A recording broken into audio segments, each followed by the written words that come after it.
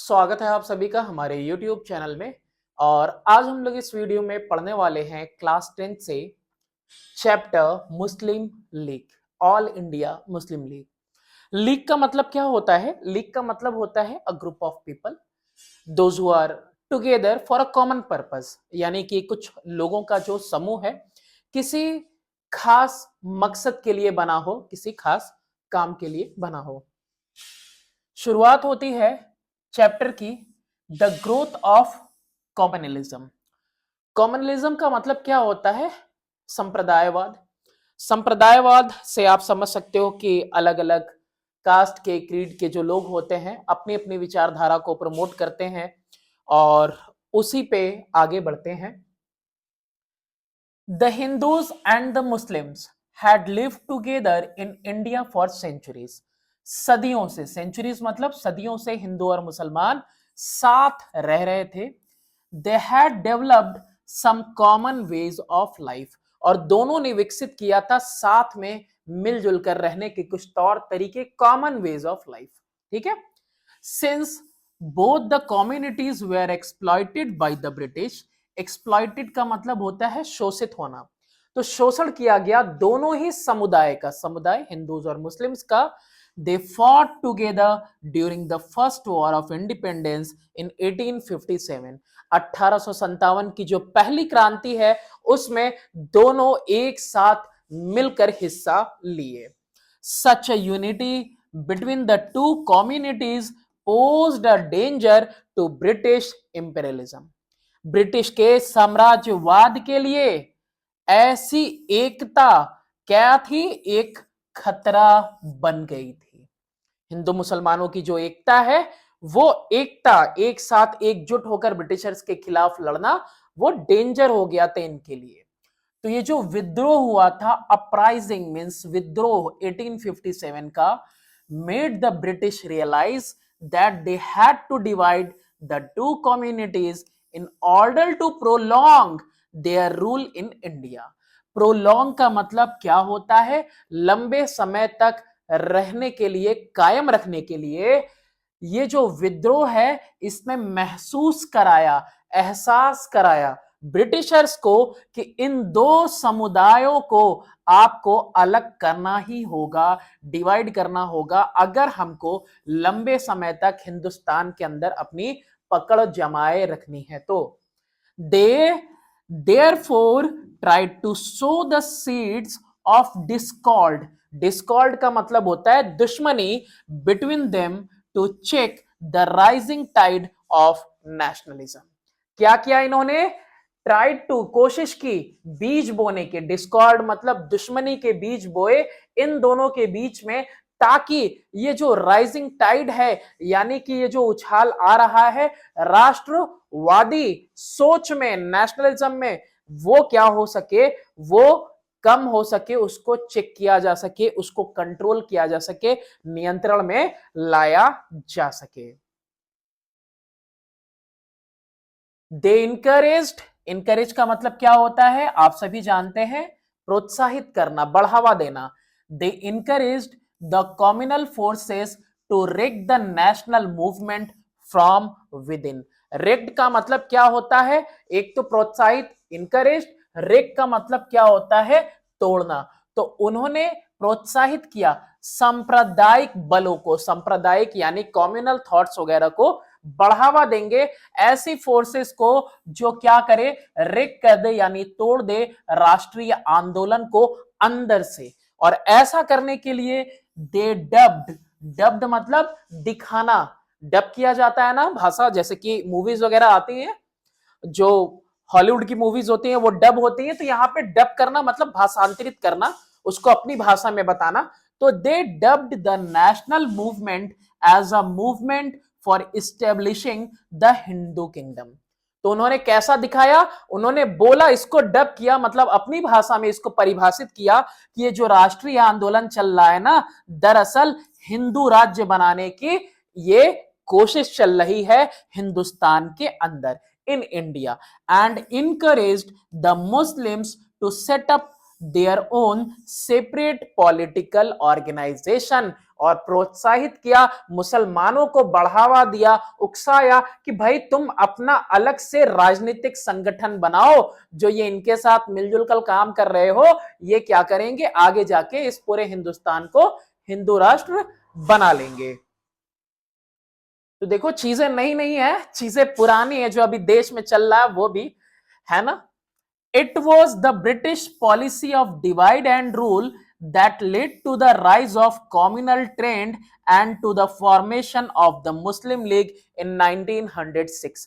कहना क्या चाहता है, ये ब्रिटिशर्स जो अंग्रेज हैं उनकी नीति थी, उनकी पॉलिसी थी कि फूट करो और राज करो, जिसकी वजह से कॉम्युनल ट्रेंड आया। कॉम्युनल ट्रेंड का मतलब होता है सांप्रदायिक ट्रेंड, यानी रुझान आया, यानी हिंदू हिंदुओं के लिए सोचेंगे, मुस्लिम मुस्लिमों के लिए सोचेंगे, सब अपने अपने बारे में सांप्रदायिक तौर से सोचने लगेंगे, और जिसके रिजल्ट में मुस्लिम लीग का फॉर्मेशन होगा, इस मुस्लिम संगठन का 1906 में।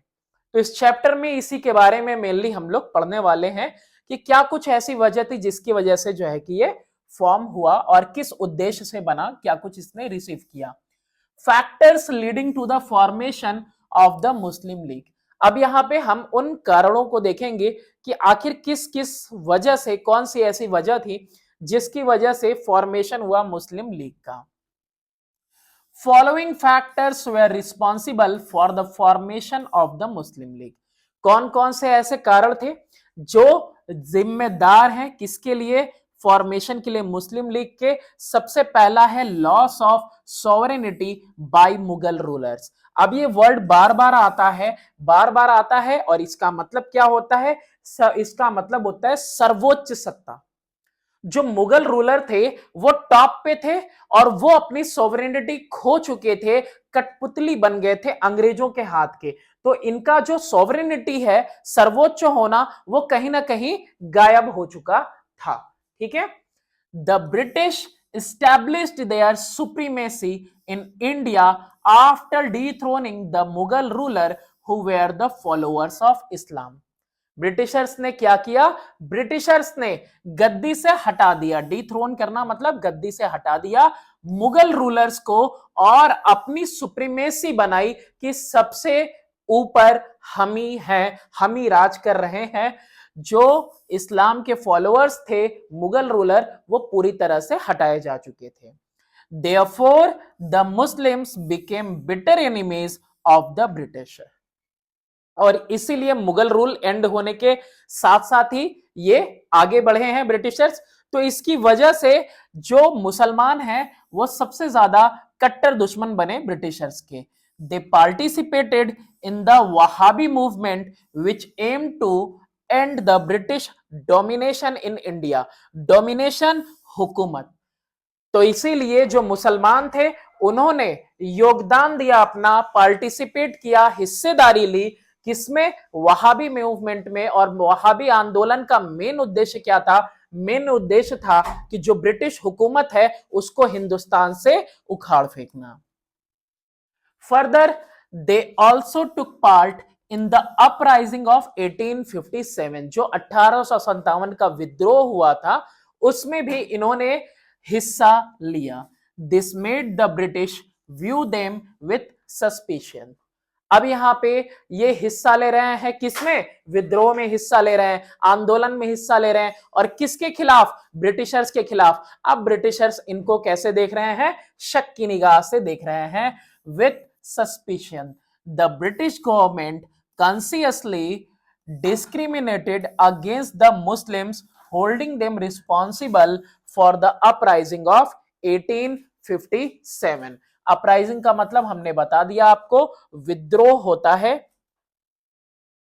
और यहां पे कह रहा है कि जो ब्रिटिश गवर्नमेंट है उसने जानबूझकर, कॉन्शियसली का मतलब होता है जानबूझकर डिस्क्रिमिनेट करना, मतलब भेदभाव करना, अगेंस्ट द मुस्लिम, और भेदभाव किया मुसलमानों के साथ, और जिम्मेदार ठहराया उनको कि ये जो विद्रोह हुआ है 1857 का, इसमें आपका भी बहुत बड़ा हाथ है।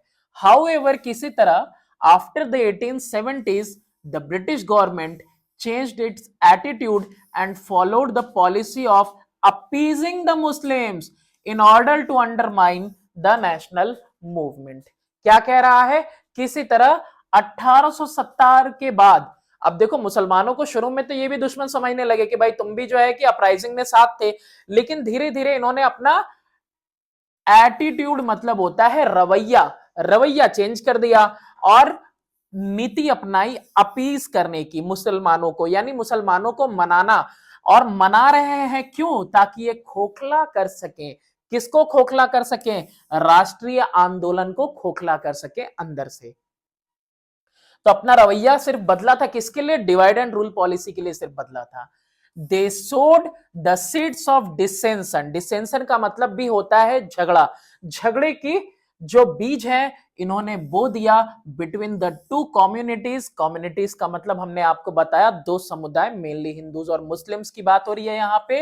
And encouraged separatist and communal tendencies, इसका मतलब भी समझिए अलग अलग, पृथक जो कह सकते हो, एक अलग सांप्रदायिक रुझान पैदा किया दोनों के अंदर। यानी कि मुस्लिम्स अपने हिसाब से अपने बारे में, अपने लोगों के बारे में सोचे और हिंदू अपने। दूसरा है British policy of divide and rule, ये इनकी बिल्कुल कूटनीति थी। As we have discussed above, इससे पहले वाले में भी तो डिस्कस हो चुका divide and rule policy. After the first war of independence in 1857, जो पहली जंग थी 1857 की, उसके बाद the British became apprehensive of the safety and stability of their empire in India. क्या कहना चाहता है? ये वर्ड नहीं समझ में आ रहा होगा, एप्रीहेंसिव। ब्रिटिश बिकेम एप्रीहेंसिव मतलब ब्रिटिशर्स चिंतित हो गए, अपनी सेफ्टी के बारे में चिंता होने लगी और स्थिरता के बारे में कि हम कब तक यहां रह पाएंगे, हमारा साम्राज्य कब तक यहां रह पाएगा। They saw the unity between the Hindus and the Muslims as a threat to them. अब उनको डर हो रहा है कि भाई ये हिंदू मुस्लिम्स तो एक हो रहे हैं और अगर ये एक रहेंगे तो फिर ये हमें हरा देंगे और ये हमारे लिए बहुत बड़ा खतरा होगा हमारे यहां रहने में। Thus, to check the growth of a united national feeling in India and to encourage communal and separatist tendencies in Indian politics, they decide to follow the policy of divide and rule. इसीलिए इस growth को, ये जो बढ़ रहा था राष्ट्रवादी सोच, हिंदू मुसलमान एक साथ मिलके बढ़ रहे हैं, इसको खत्म करने के लिए, इस एहसास को लोगों के बीच से इन्होंने क्या किया? प्रोत्साहित किया सांप्रदायिक, अलग अलग तरीके से अलग अलग सांप्रदायिक रुझान को बढ़ावा दिया। इस तरह के रुझान पैदा किए कि लोग सिर्फ अपने लोगों के बारे में सोचे और इसीलिए इन्होंने नीति अपनाई थी किसकी? फूट करो और राज, फूट डालो और राज करो की। They did so in the following manner. अब ये फूट करो राज, फूट डालो और राज करो वाली जो इनकी कूटनीति है, इसको ये किए कैसे वो अभी दिखाएगा आगे। क्या कुछ इन्होंने किया? पहला पॉइंट 1871 की बात है। Lord Mayo's government adopted a resolution which made Urdu the medium of instruction for Muslims in primary and secondary schools and increased government aid to educational institution run by the Muslims। देखो यहां पे क्या हो रहा है, जो Lord मेयोज का जो सरकार है वो अपना रहा है, एडॉप्टेड मींस अपना रहा है एक प्रस्ताव, रिजोल्यूशन प्रस्ताव अपना रहा है। और इस प्रस्ताव में क्या कहा जा रहा है कि जो उर्दू है वही माध्यम होगा मुसलमानों के लिए, प्राथमिक विद्यालय में और सेकेंडरी विद्यालय में भी, ठीक है। एंड इंक्रीज्ड, और साथ ही साथ बढ़ावा दे रहे हैं जो मदद दी जाती है ना सरकार की तरफ से, उस मदद में भी इन्होंने क्या कर दिया? ऐड कर दिया। यानी साथ ही साथ मदद भी दे रहे हैं एजुकेशनल इंस्टीट्यूशन को जो मुसलमानों के हैं, मुसलमान जिसको रन कर रहे हैं। एक तरफा बात हो रही है कि नहीं? सरकार क्या कर रही है? उर्दू को यहां पे मीडियम ऑफ इंस्ट्रक्शन भी बना रही है प्राइमरी और सेकेंडरी स्कूल्स में। ये बना दिया, साथ ही साथ मदद भी कर रही है जो मुसलमान जिन संस्थानों को, विद्यालयों को चला रहे हैं कि सरकारी मदद भी आपको दी जाएगी, तो एक तरफा काम हो रहा है ना। They tried to create a hatred among the Hindus and the Muslims by portraying Muslim rulers as plunderers and the Hindu rulers as cruel kings to their Muslim subjects. अब देखो यहां पे इन्होंने क्या किया, नफरत पैदा करने की कोशिश की हिंदू और मुसलमानों के बीच में, और हिंदुओं के सामने पेश किया कि जितने भी मुस्लिम रूलर आए सारे के सारे लुटेरे थे, प्लंडरर्स थे, और जो हिंदू रूलर्स थे वो सारे के सारे कैसे थे, बहुत क्रूर थे अपने मुस्लिम सब्जेक्ट्स के लिए, यानी मुसलमान प्रजा के लिए। तो इस तरह से कैसे नफरत ये लोग भर रहे हैं। और अभी तो देखा ही होगा एनसीईआरटी से पार्टी उड़ गया मुगल्स का, है ना। चलो, ऐसा ये उस टाइम पे चित्रित कर रहे थे। They tried to justify the partition of Bengal by convincing the Muslims that Bengal was being partitioned to create a new Muslim majority province where the Hindus would not be able to subvert their interest. ये भी line बहुत important है आपके समझने के लिए। Subvert का मतलब होता है भंग कर देना, भंग कर देना यानी तहस नहस कर देना, बेकार कर देना, कोई रुकावट पैदा कर देना। कहना क्या चाहता है, ये जो बंगाल का पार्टीशन हुआ, ये कह रहे हैं कि ये जो बंगाल का पार्टीशन हुआ है ना, ये कन्विंस कर रहे हैं मुसलमानों को कि ये जो हुआ है पार्टीशन, ये आपकी मुस्लिम मेजोरिटी प्रांत को बनाने के लिए हुआ है। एक ऐसा प्रांत, एक ऐसी जगह आपको मिलेगी, एक ऐसा स्टेट आपको मिलेगा जहां आप मेजोरिटी में रहेंगे, जहां पे कोई हिंदू आपका जो हित है उसको बेकार नहीं कर सकता, खराब नहीं कर सकता। सबवर्ट का मतलब यही है, भंग कर देना। तो आपका जो हित है, आपका जो इंटरेस्ट है, आपका जो फायदा है वो बेकार नहीं जाएगा। वहां पे मेजोरिटी सिर्फ और सिर्फ किसकी रहेगी, मुसलमानों की। They tried to utilize the caste structure to turn the non Brahmin and the lower caste against high caste. अब इन्होंने क्या किया, यूटिलाइज किया, इस्तेमाल किया किसका, कास्ट स्ट्रक्चर का, है ना, कि वो जो है दोनों बाजुओं और दोनों जो है कि भुजाओं से निकले हुए ब्राह्मण, क्षत्रिय, वैश्य, शूद्र जो है ना, चारों चार कैटेगरी होती है ना।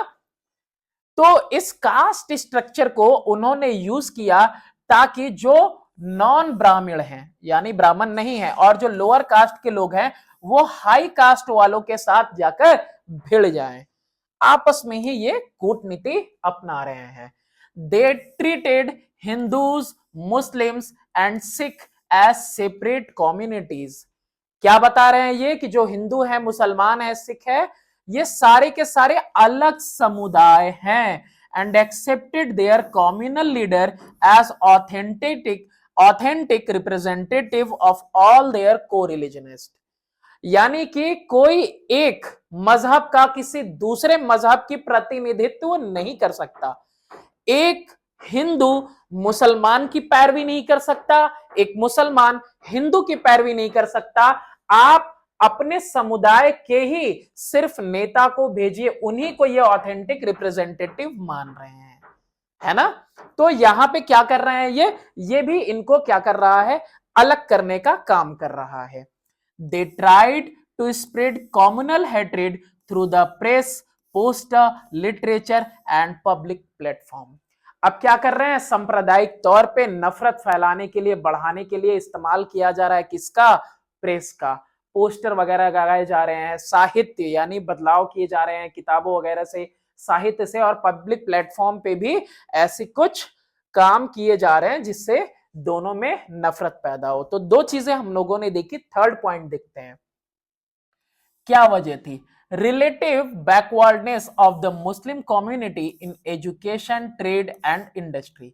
ये देखो, ये एक बहुत बड़ी वजह रही है मुसलमानों के पिछड़े रहने की, और इवन आज भी पिछड़े रहने की बहुत बड़ी वजह है। उस टाइम में भी ये पिछड़े हुए थे, जो मुस्लिम समुदाय पिछड़ा था शिक्षा में, व्यापार में और इंडस्ट्रीज वगैरह में। क्या था वजह, वो भी हम देखेंगे इसमें। The communal and separatist trend of thinking grew among the Muslim to some extent because of their relative backwardness in education, trade and industry. देखो अपने बारे में आदमी बहुत ज्यादा कब सोचता है, जब बहुत ज्यादा कमजोर रहता है ना, तो ही अपने आप को अलग करने की सोचता है। तो ऐसे में क्या था कि जो सांप्रदायिक और बिल्कुल अलग रहने वाला जो रवैया आ गया था, जो सोच आ गई थी मुसलमानों के बीच में, ये बढ़ी क्यों? क्योंकि ये पिछड़े हुए थे शिक्षा में, व्यापार में और इंडस्ट्री वगैरह में, कारखानों में। The upper class Muslims comprising जमींदार एंड एरिस्टोक्रेट, यानी जो अमीर लोग थे, जो जमींदार वगैरह थे मुसलमानों में, जो कि during the 70 years of the 19th century were anti British. During the first 70 year, 70 सालों में, शुरुआत के 19वीं सदी में, यानी कि 1870 तक 1800 से, वेर एंटी ब्रिटिश मतलब ब्रिटिशर्स के बिल्कुल खिलाफ थे ये लोग। दे वेयर कंजर्वेटिव एंड हॉस्टाइल, ये कैसे थे? बिल्कुल कंजर्वेटिव। अच्छा, कंजर्वेटिव किसको बोलते हैं? कंजर्वेटिव बोलते हैं रूढ़िवादी को, यानी जो हमारी परंपराएं वगैरह चली आ रही हैं बाप दादा के जमाने से, हम उसको बदलने वाले बिल्कुल नहीं है, ऐसी सोच वाले। एंड हॉस्टाइल, दुश्मन थे किसके? मॉडर्न एजुकेशन के, जो आधुनिक शिक्षा है। अभी भी देखो मुस्लिम्स में क्या है कि भाई लड़कियों के लिए हिजाब वगैरह है ना, पर्दे में रहना है, तो ये सारी चीजें क्या है? ये सारी चीजें पार्ट है उनके कल्चर की, उनके संस्कृति की। तो ये जो चीजें हैं, ये मॉडर्न एजुकेशन बिल्कुल इसके खिलाफ है। तो इसीलिए ये बिल्कुल दुश्मन थे, कट्टर दुश्मन थे मॉडर्न एजुकेशन के, और साथ ही साथ ये एंटी ब्रिटिश भी थे। बिकॉज ऑफ दिस, और इसकी वजह से, the number of Muslims educated in western system of education remained small. इसीलिए बहुत ही कम मुसलमान ऐसे हुआ करते थे जो कि पश्चिमी शिक्षा में अपने आप को दिया करते थे, यानी बहुत कम ऐसे मुसलमान थे जो पश्चिमी शिक्षा ग्रहण कर रहे थे उस टाइम में। तो शिक्षा में इसीलिए जो है पिछड़े हुए हैं और थोड़े कंजर्वेटिव हैं। The British government in India had consciously discriminated against the Muslim after 1858। जानबूझ के, सोच समझ के बिल्कुल भेदभाव किया मुसलमानों के साथ 1858 के बाद। और ऐसा क्यों किया? क्योंकि आपको पता ही है कि भाई इनको पता चली गया था कि इनका बहुत बड़ा हाथ था, 1857 के विद्रोह में इन्होंने पूरा साथ दिया था। Holding them responsible for the uprising of 1857, कि इसमें तुम्हारा हाथ है, इसलिए हम तुम्हारे साथ भेदभाव करते हैं। They were discriminated in the recruitment to civil and military services. आज की बात नहीं है, ये उस टाइम की बात हो रही है। ये पूरा इतिहास देखोगे फिर देखना। और रिजल्ट क्या मिला अटमोस्ट, वो भी उसके बारे में भी हम लास्ट में डिस्कस करेंगे। दे वेर डिस्क्रिमिनेटेड, उनके साथ भेदभाव किया जा रहा था। भाई तुमको हम, तुम्हारा जो है रिक्रूटमेंट नहीं होगा, छटनी नहीं होगा, और मिलिट्री सर्विस वगैरह में भी हम तुमको नहीं लेंगे, कोई अपॉइंटमेंट वगैरह तुमको नहीं दी जाएगी।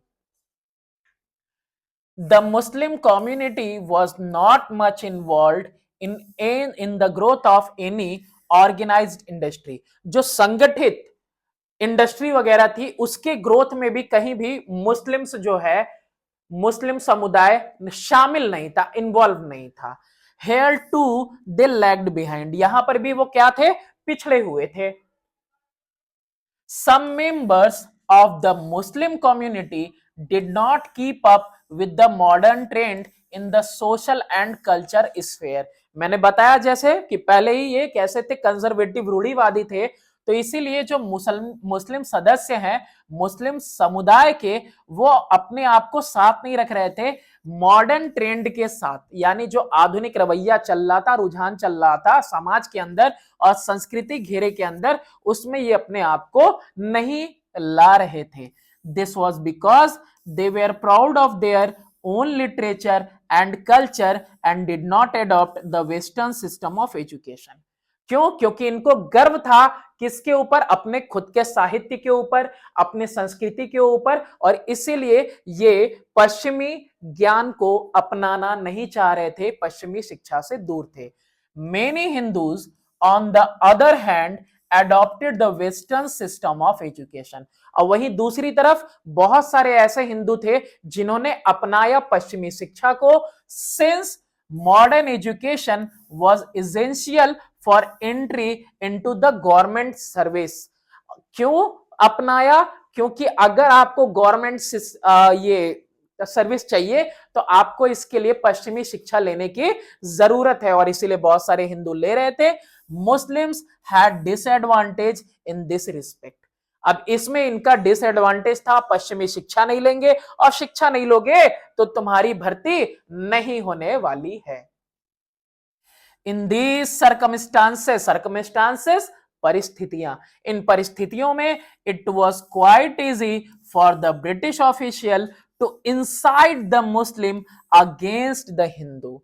इंसाइट का मतलब होता है उकसाना, भड़काना।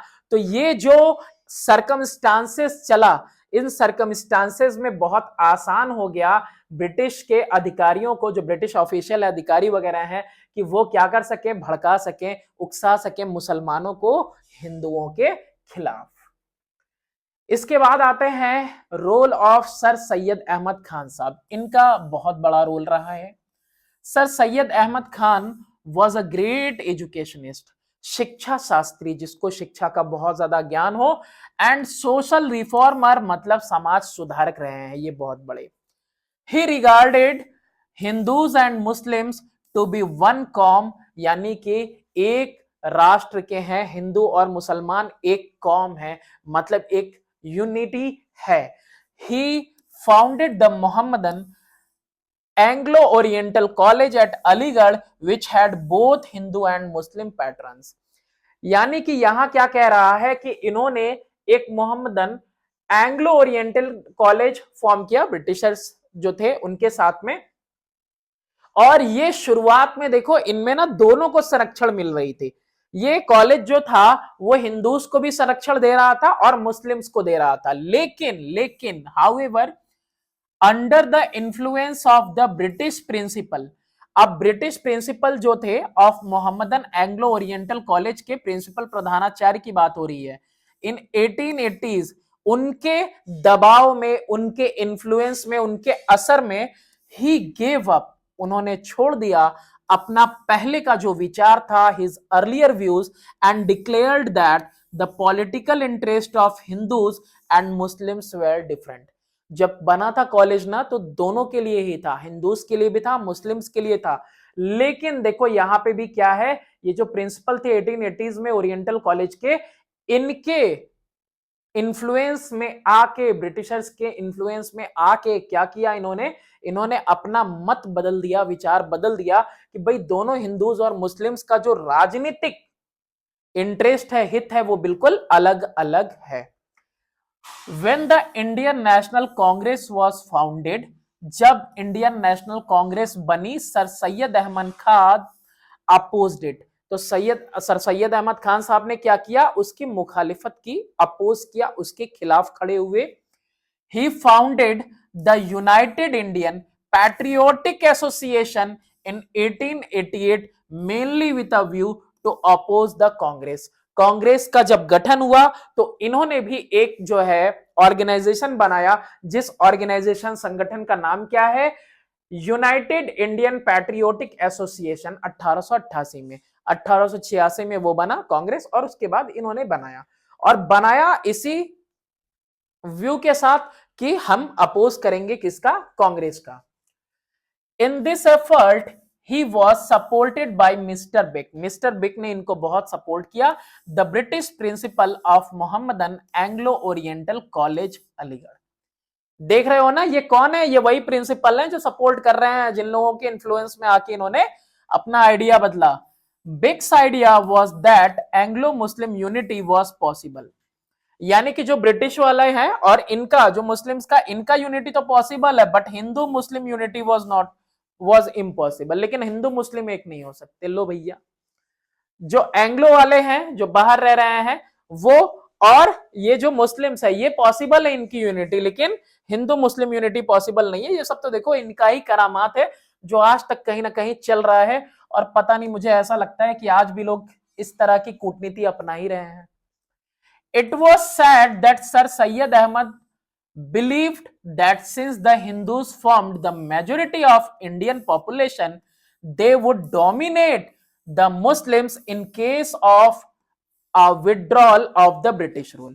सर सैयद अहमद खान साहब बिलीव कर रहे थे, और जबरदस्ती नहीं बिलीव कर रहे थे, सरकमस्टांसेस ऐसे थे, बिलीव करना पड़ रहा था। और बिलीफ ये करना पड़ रहा था कि जो हिंदू है पूरे देश के अंदर बहुत ज्यादा तादाद में है, तो अगर अंग्रेज छोड़ के चले जाते हैं देश को, तो ये मुसलमानों के ऊपर अपना दबदबा बनाएंगे, डोमिनेट करेंगे।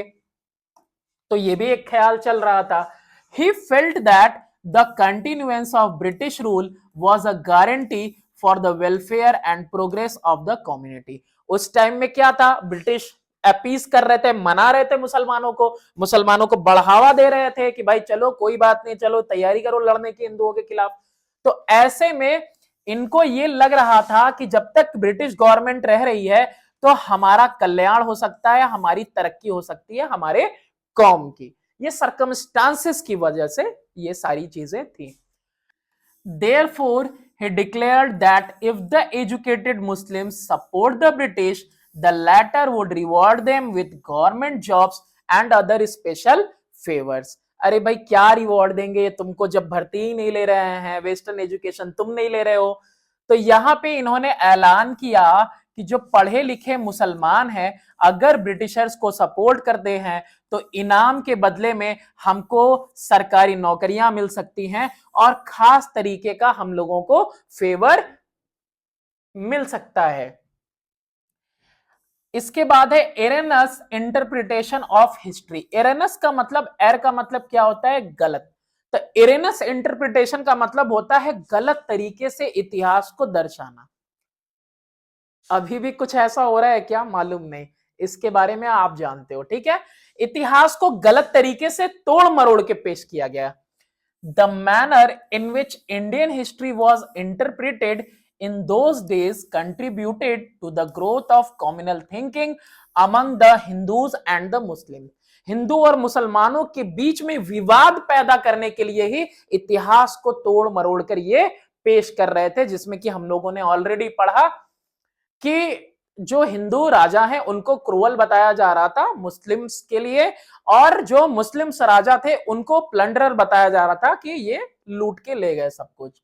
इन the so called Hindu period, हिंदुओं के वक्त में, Muslim rulers were dubbed as foreign invaders who had settled in India. अरे ये तो बाहरी हैं जो कि यहां इन्वेड करने के लिए आए, लूट करने के लिए आए और यहां आके रह गए।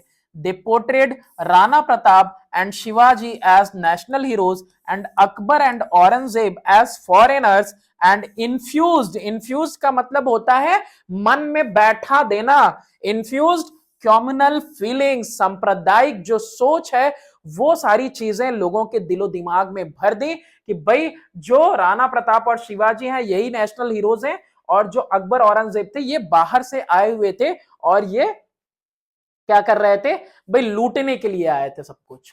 The British and the communal historians ignored the notion of a composite culture in India and tried to create a rift between the two communities. इसको भी समझने की जरूरत है।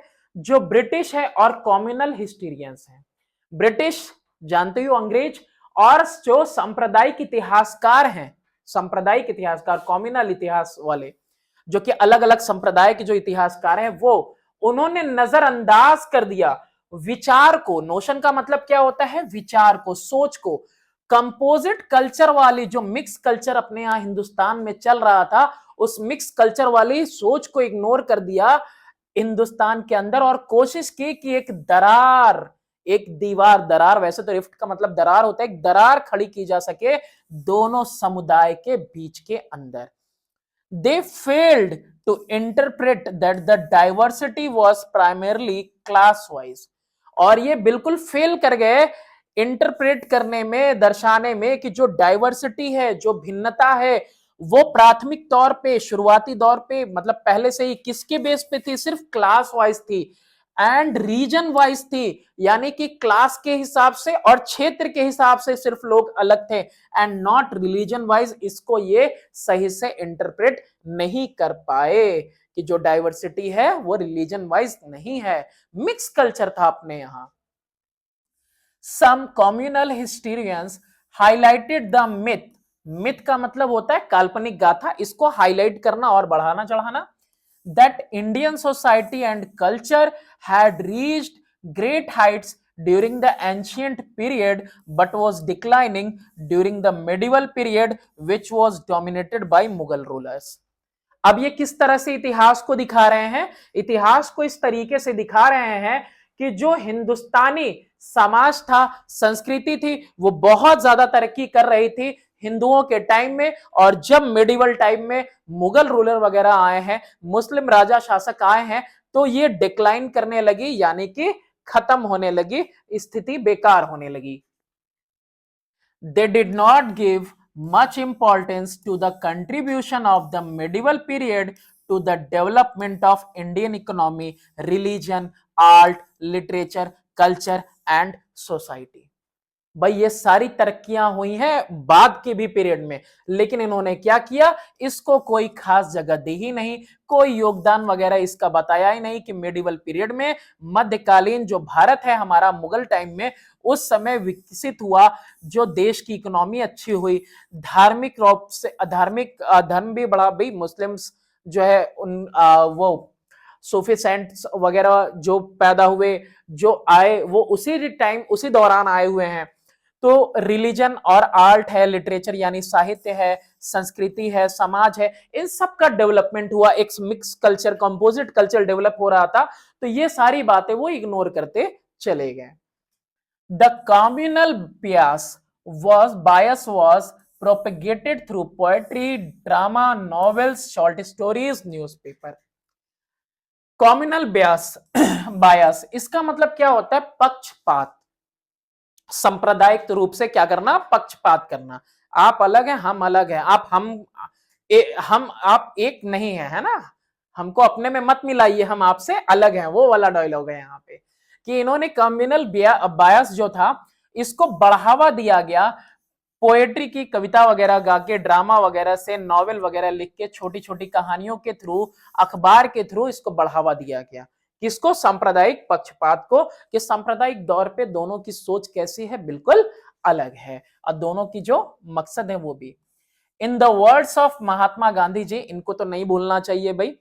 गांधी जी क्या कह रहे हैं कम्युनल हार्मोनी पे? कम्युनल हार्मोनी यानी कि जो सांप्रदायिक मेल है, हार्मोनी मतलब यहां पे एकता, और मेल से समझिए कि जो सांप्रदायिक मेल है could not be permanently established, यानी कि पूरा स्थिर तौर पे हम नहीं पा सकते अपने देश के अंदर, in our country, so long as highly distorted version of history were taught in her school.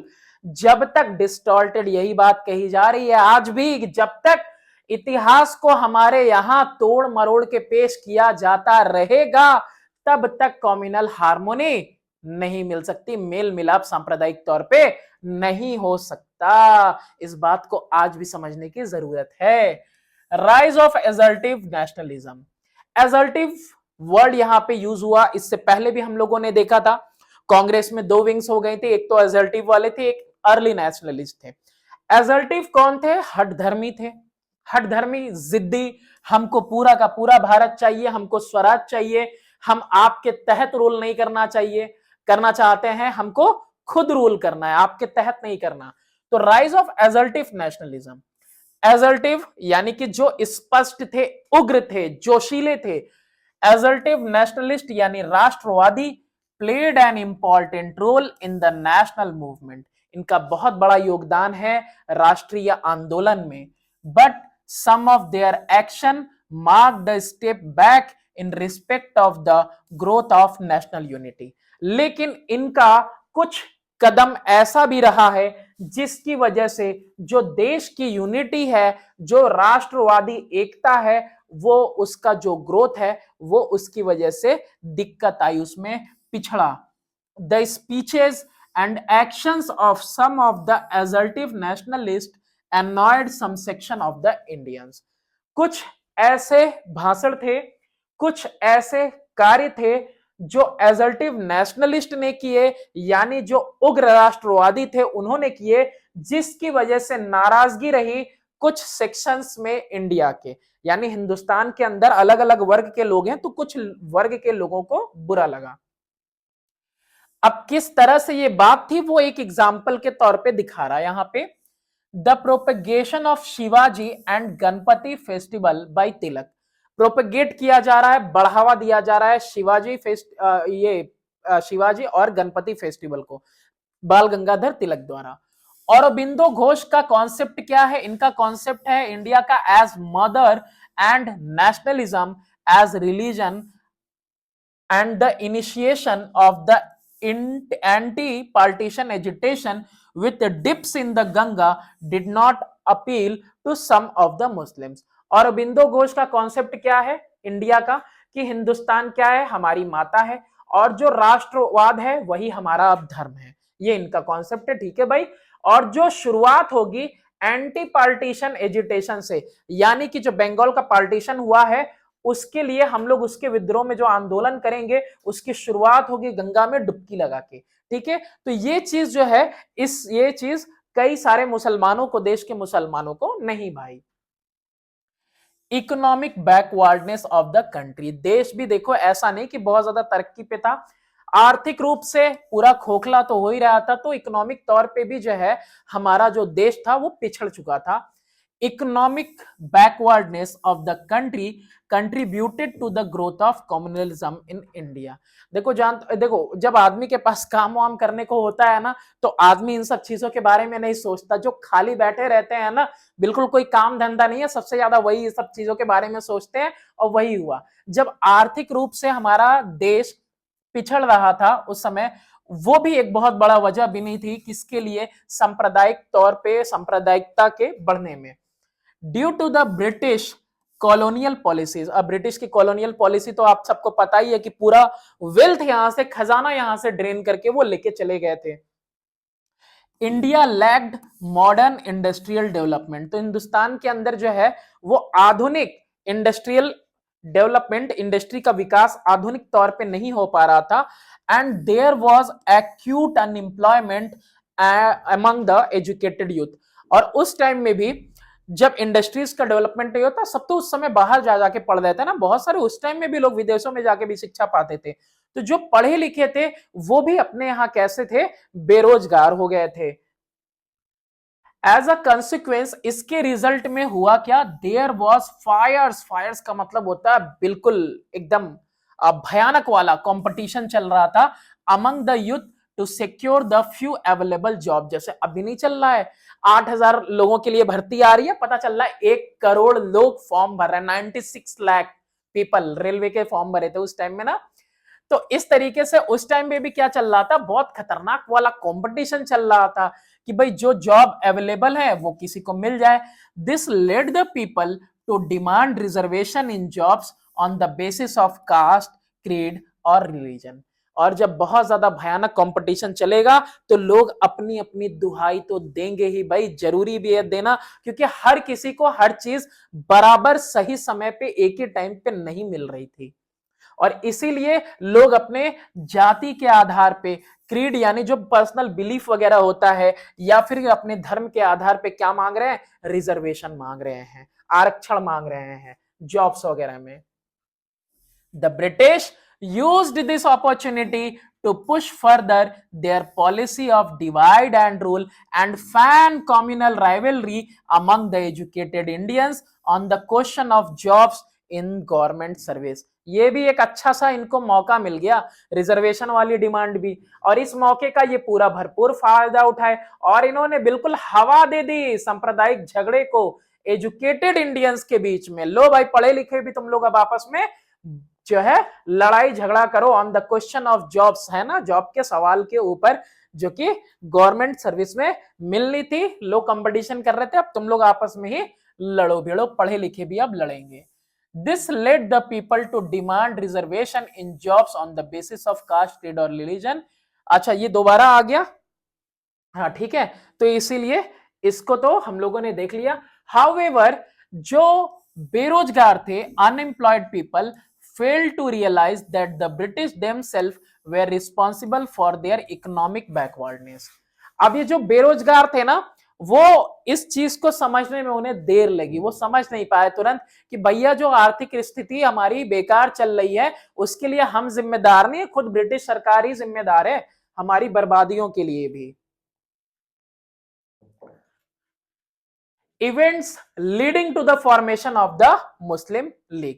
अब हम उन घटनाओं के बारे में पढ़ने वाले हैं जिसकी वजह से मुस्लिम लीग जो है फॉर्म होने के और करीब हो गया। ठीक है, तो यहां पे कौन कौन से ऐसी घटनाएं हैं। पहला, द हिंदी उर्दू कंट्रोवर्सी। ठीक है, इवेंट्स लीडिंग टू द, अब देखो धीरे धीरे ना ये क्या बन रहा है, हम लोग क्या पढ़ रहे हैं, हम लोग पढ़ रहे हैं कि किस तरह से ये बेस बन रहा है किसके लिए, मुस्लिम लीग के फॉर्मेशन के लिए, किस तरह से सांप्रदायिकता का जो रुझान है वो धीरे धीरे बढ़ा, कैसे झगड़े बढ़े और कैसा क्या रोल था ब्रिटिशर्स का।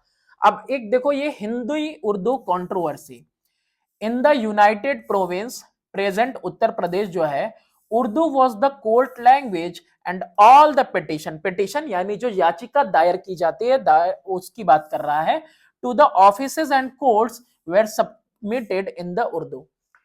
अभी जो यूपी है, यूपी की बात की जा रही है कि उर्दू को क्या बनाया गया था, कोर्ट का लैंग्वेज बनाया गया था। जैसे अभी अपील वगैरह करते हो हाई कोर्ट में इंग्लिश और डिस्ट्रिक्ट कोर्ट में अपना हिंदी में ही सब कुछ चलता है, तो ये सारी चीजें सबमिट हो रही थी याचिका वगैरह उर्दू में। Some section of the society protested against this practice. जाहिर सी बात है यार कि आप उर्दू को जगह दे रहे हैं और कोर्ट की लैंग्वेज आपने उर्दू कर दी, अब एक हिंदी वाला उर्दू खोजेगा और अगर हिंदी कर जाएगी तो हिंदी वाला उर्दू खोजेगा। तो ऐसे ही अब आप एक को आप दोगे, अगर तरफदारी करोगे तो दूसरे को तो दिक्कत ऑटोमेटिकली होनी है। On 8 April 1900, the government instructed that all petitions were to be submitted in Hindi. लो भैया, जो उर्दू पहले से कोर्ट का लैंग्वेज चल रहा था उसके लिए 8 अप्रैल 1900 को सरकार कह रही है जितनी याचिका है वो सब हिंदी में लेके आओ। और हिंदी में भी अलग अलग तरीका होता है हिंदी का, तो ये देवनागरी स्क्रिप्ट में लेके आओ। And the court summons and official announcement to be issued in Hindi as well as in Urdu. और जो भी कोर्ट का सम्मन वगैरह जाता है लोगों को और जो आधिकारिक ऐलान वगैरह है वो सब इश्यू होगा हिंदी में भी और उर्दू में भी। लेकिन यहां याचिका वगैरह उसका लैंग्वेज चेंज हो गया, क्या कर दिया गया, हिंदी कर दिया गया। अब मुसलमानों को जरूर दिक्कत होगी, भाई वो पहले उर्दू था तो हिंदू को दिक्कत, अब जब हिंदी हो जाएगा तो उर्दू वालों को दिक्कत, दिक्कत तो होनी ही है। तो इसकी वजह से ये नाराज हो गए, रिसेंटेड, बुरा लगा, है ना। The controversy continued for month and relations between the communities became verse.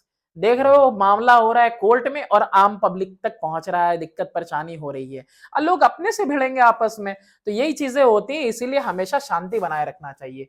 तो ये जो कंट्रोवर्सी थी, ये जो वाद विवाद चल रहा था, ये महीनों तक चलता रहा और जो आपसी रिश्ते थे वो बुरे होते जा रहे थे। Foundation of Mohammedan Anglo oriental association, तो ये हम लोगों ने देखा था कि ये संगठन जो है 1888 में तो एक पैट्रियोटिक एसोसिएशन भी इन्होंने बनाया था, तो यहाँ पे एक संगठन बन रहा है मोहम्मदन एंग्लो ओरिएंटल एसोसिएशन 1893 में। The growing influence and popularity of the Congress became a cause of concern for the British. British क्या देख रहे हैं कि जो आईएनसी है, इंडियन नेशनल कांग्रेस, ये कांग्रेस की पॉपुलैरिटी बढ़ती जा रही है, लोग बढ़ते जा रहे हैं, सब इसके फैन हुए पड़े हैं। ठीक है, तो ये खतरा बन रहा था, चिंता का विषय हो गया था, कंसर्न फॉर द ब्रिटिश, चिंता का विषय बन गया था अंग्रेजों के लिए। In order to counter the growing influence, रोकने के लिए, काउंटर करने के लिए, ये जो कांग्रेस का जो फेम बढ़ रहा था, the British encouraged the formation of the Mohammedan Anglo oriental association defence association in the year 1893। तो इन्होंने कहा कि चलो भाई तुम लोग भी क्या करो, एक संगठन बनाओ। प्रिंसिपल बिक of the MAO college Aligarh was it's secretary, secretary अरे वही पंचायत वाले सचिव जी, तो सचिव बनाया गया इनको। The motive of the British in setting up association, क्या मोटिव था इस संगठन को बनाने का, मोटिव था to promote loyalty to the British and to prevent Muslim from participating in any political movement। एक झुंझुना थमा देंगे, क्या करेंगे, लो भाई तुम अपने में ही व्यस्त रहो, तुम्हारे लिए एक संगठन हमने बना दिया, तुम इसी पे ध्यान दो, इसी में तरक्की करो, कांग्रेस से दूर हो जाओ, हिंदू मुस्लिम्स के बीच में पार्टीशन बनी रहे। द अलीगढ़ पॉलिटिक्स, तो अलीगढ़ की राजनीति के बारे में देखते हैं। नवाब Mohsin al Mulk led the Aligarh movement after the death of the Sir Syed in 1898। तो ये जो नवाब साहब है वहां के, जिनका नाम है मोहसिन अल मुल्क, इन्होंने ही नेतृत्व किया आंदोलन का सर सैयद अहमद खान साहब के निधन के बाद। द अलीगढ़ मूवमेंट, ये जो आंदोलन था अलीगढ़ का, वर्कड टू इंस्टिल, इंस्टिल का मतलब होता है भर देना, into the minds of the Muslims a spirit, spirit का मतलब होता है भावना, of loyalty toward the British government and worked deliberately, deliberately का मतलब होता है यहां पे जान बूझकर, सोच समझ के, to keep the Muslims away from the main stream of Indian political life. Aligarh का जो आंदोलन था वो क्या काम कर रहा था, वो मन में भर रहा था, मुस्लिम्स के माइंड में भर रहा था भावना वफादारी की, कि भाई ब्रिटिशर्स की तरफ वफादार रहो, इसके बदले में हमको रिवॉर्ड मिलेगा जब ये जॉब वगैरह ये देंगे। और ये जानबूझ के किया जा रहा था सिर्फ किस लिए, कि जो देश के अंदर जो राजनीति चल रही है उससे मुसलमानों को बिल्कुल अलग करके रखा जाए। When the Hindi Urdu controversy raised, जब ये बहुत ज्यादा बढ़ा, क्रोधित हुआ, कह सकते हो रेज्ड का मतलब कि और ज्यादा भयानक हुआ, इन 1900 the Nawab was the secretary of the MAO college trust. तो उस टाइम में वो इसके क्या थे,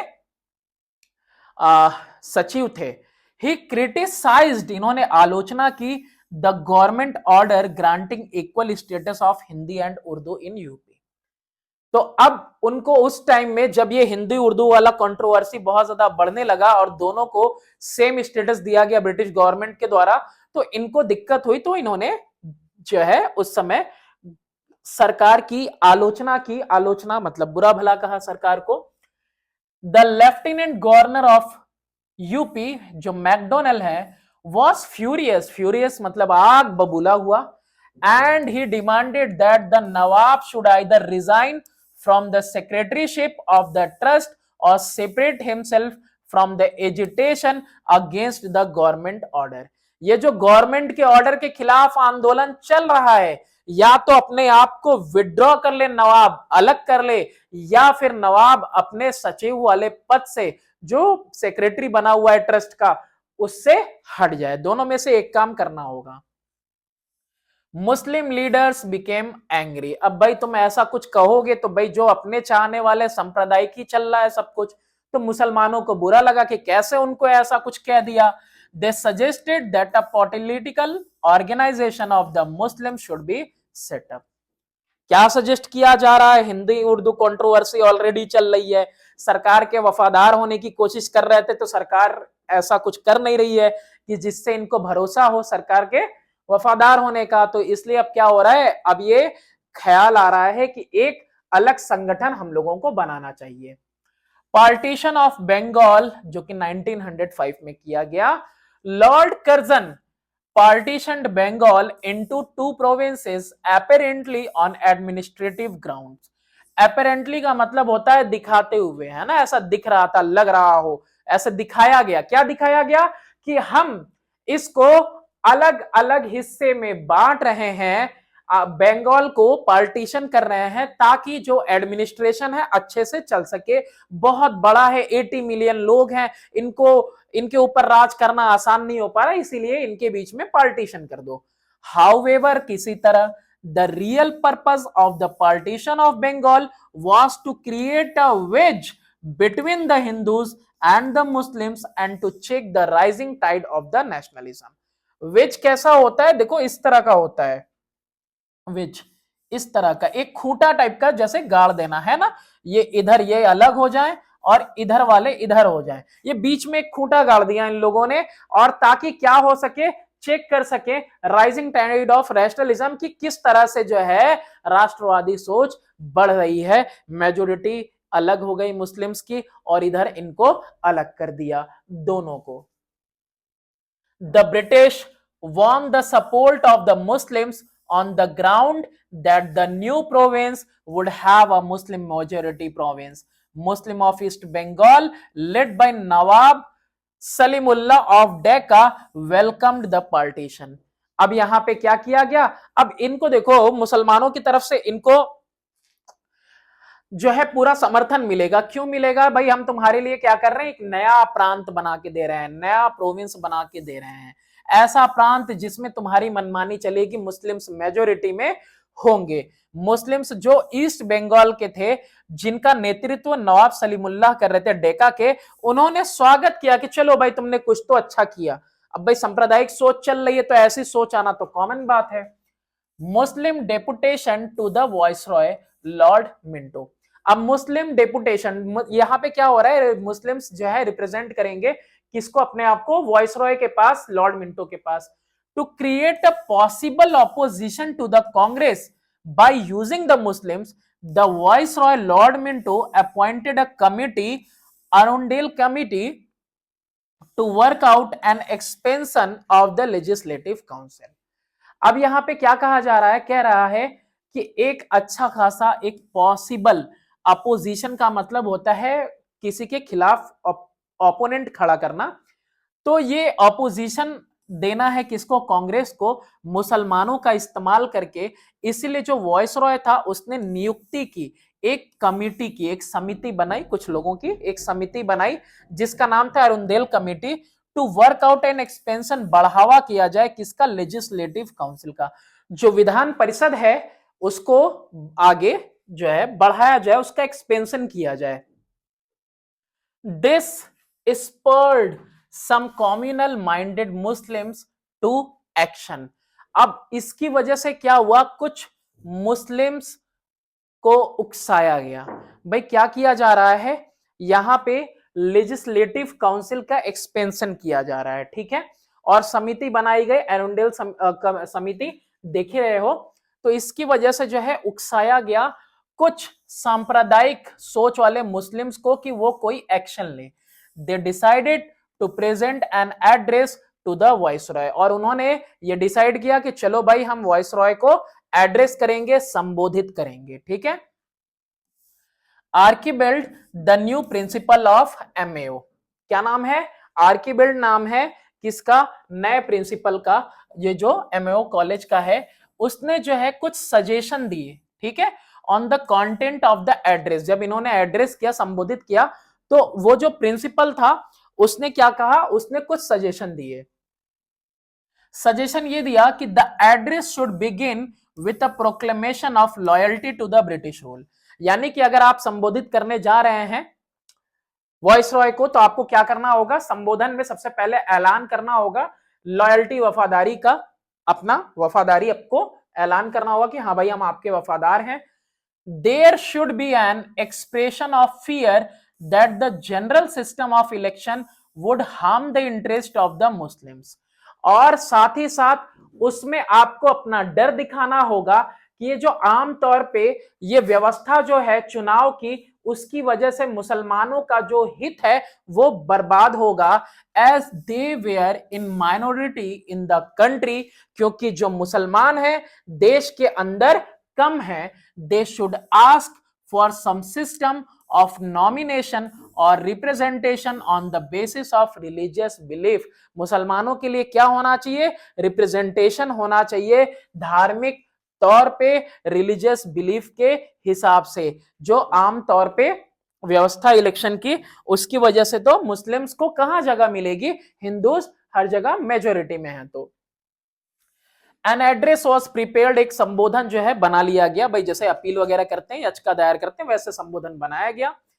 इनकॉर्पोरेटिंग दीज सजेशन, यानी शामिल किया गया, इनकॉर्पोरेट का मतलब होता है शामिल किया गया, वो जारी बातें जो अभी हम लोगों ने पढ़ी, जो कि कॉलेज के प्रिंसिपल ने जो कहा, वो सारे सजेशन उसमें डाले गए।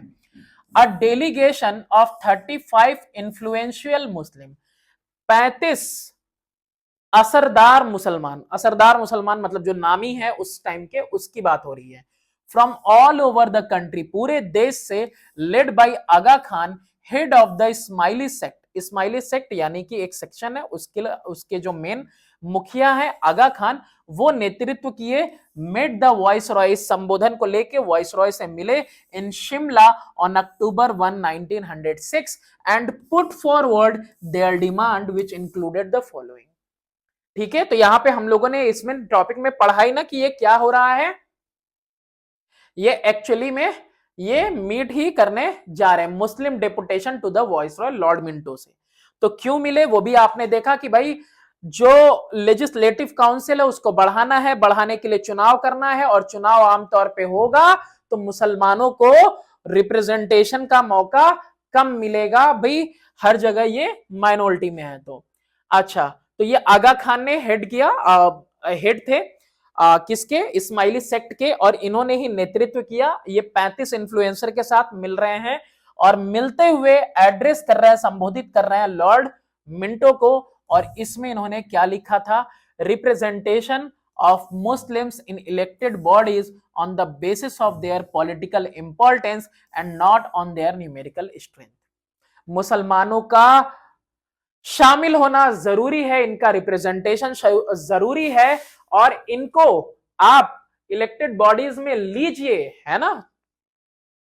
और इसे मत लीजिए कि जैसे कि गिनती के हिसाब से इनको मत देखिए, इंपॉर्टेंस के हिसाब से देखिए इनको, रिलीजियस सेक्ट पे आप इनको जगह दीजिए।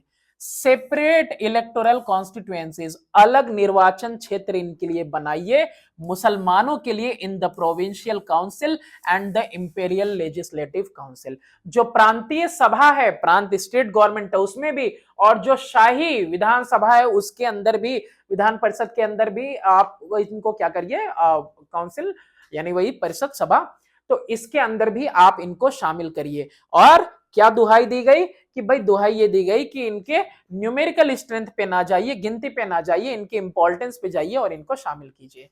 प्रेफरेंस का मतलब होता है तरजीह दीजिए मुसलमानों को, to the Muslims while nominating members of the viceroy council.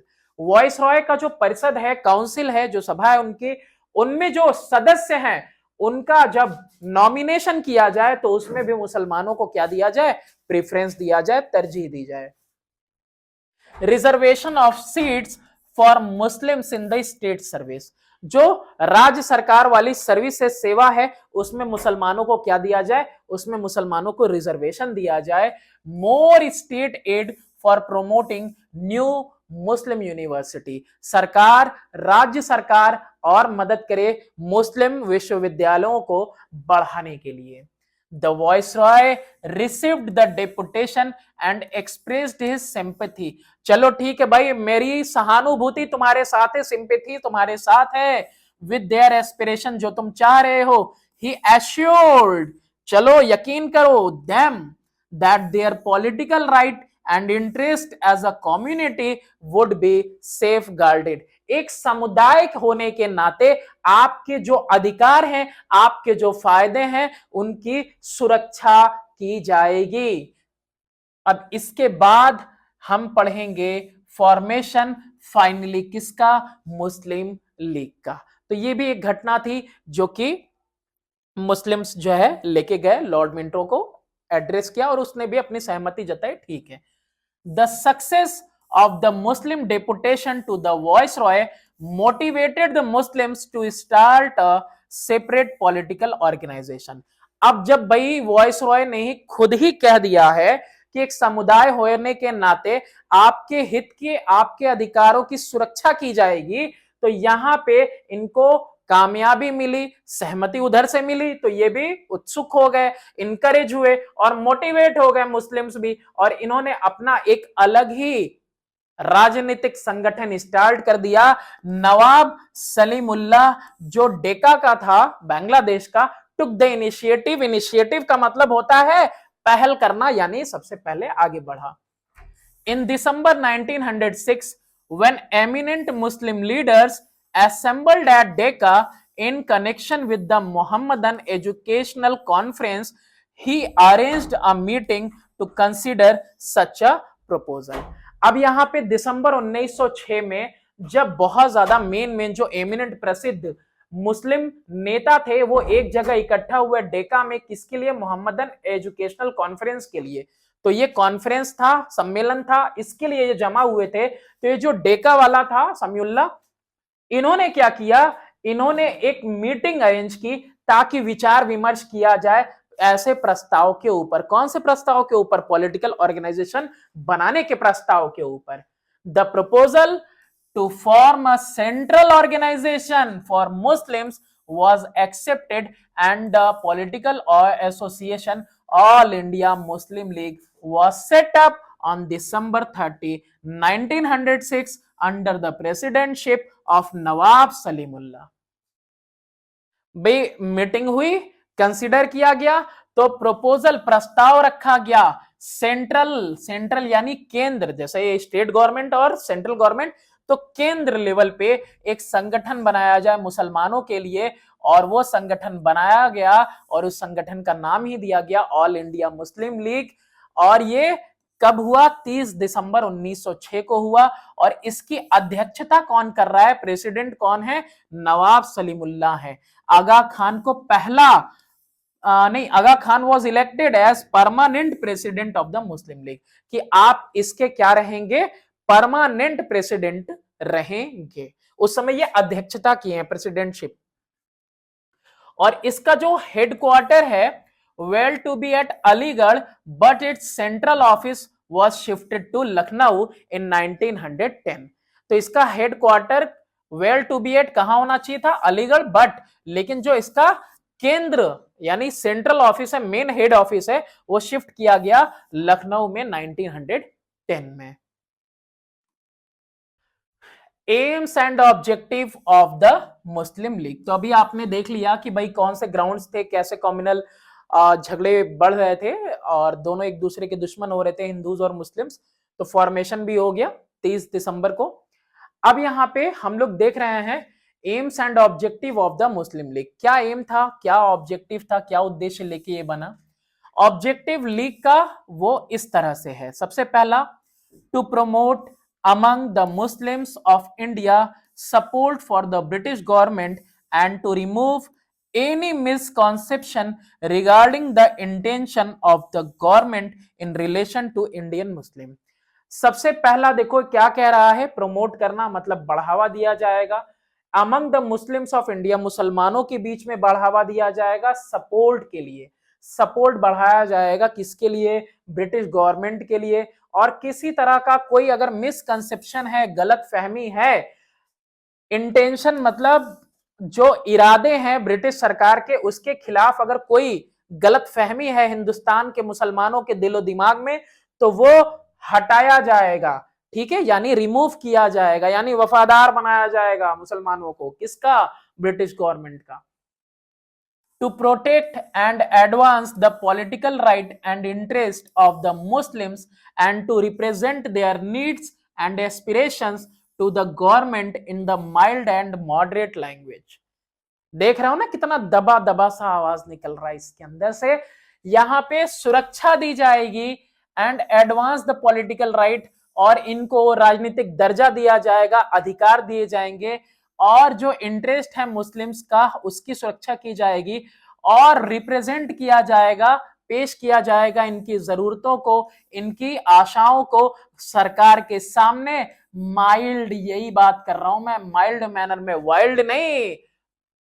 अभी पुष्पा रिलीज हुई है ना, पुष्पा वाला नहीं, वाइल्ड वाला नहीं, यहां माइल्ड वर्ड का यूज किया गया है, मतलब आराम से, अच्छे से, मॉडरेट लैंग्वेज में, यानी ऐसे लहजे में बात की जाएगी सरकार से कि सरकार हमसे क्रोधित ना हो, है ना, वही बटरिंग वाला मामला है।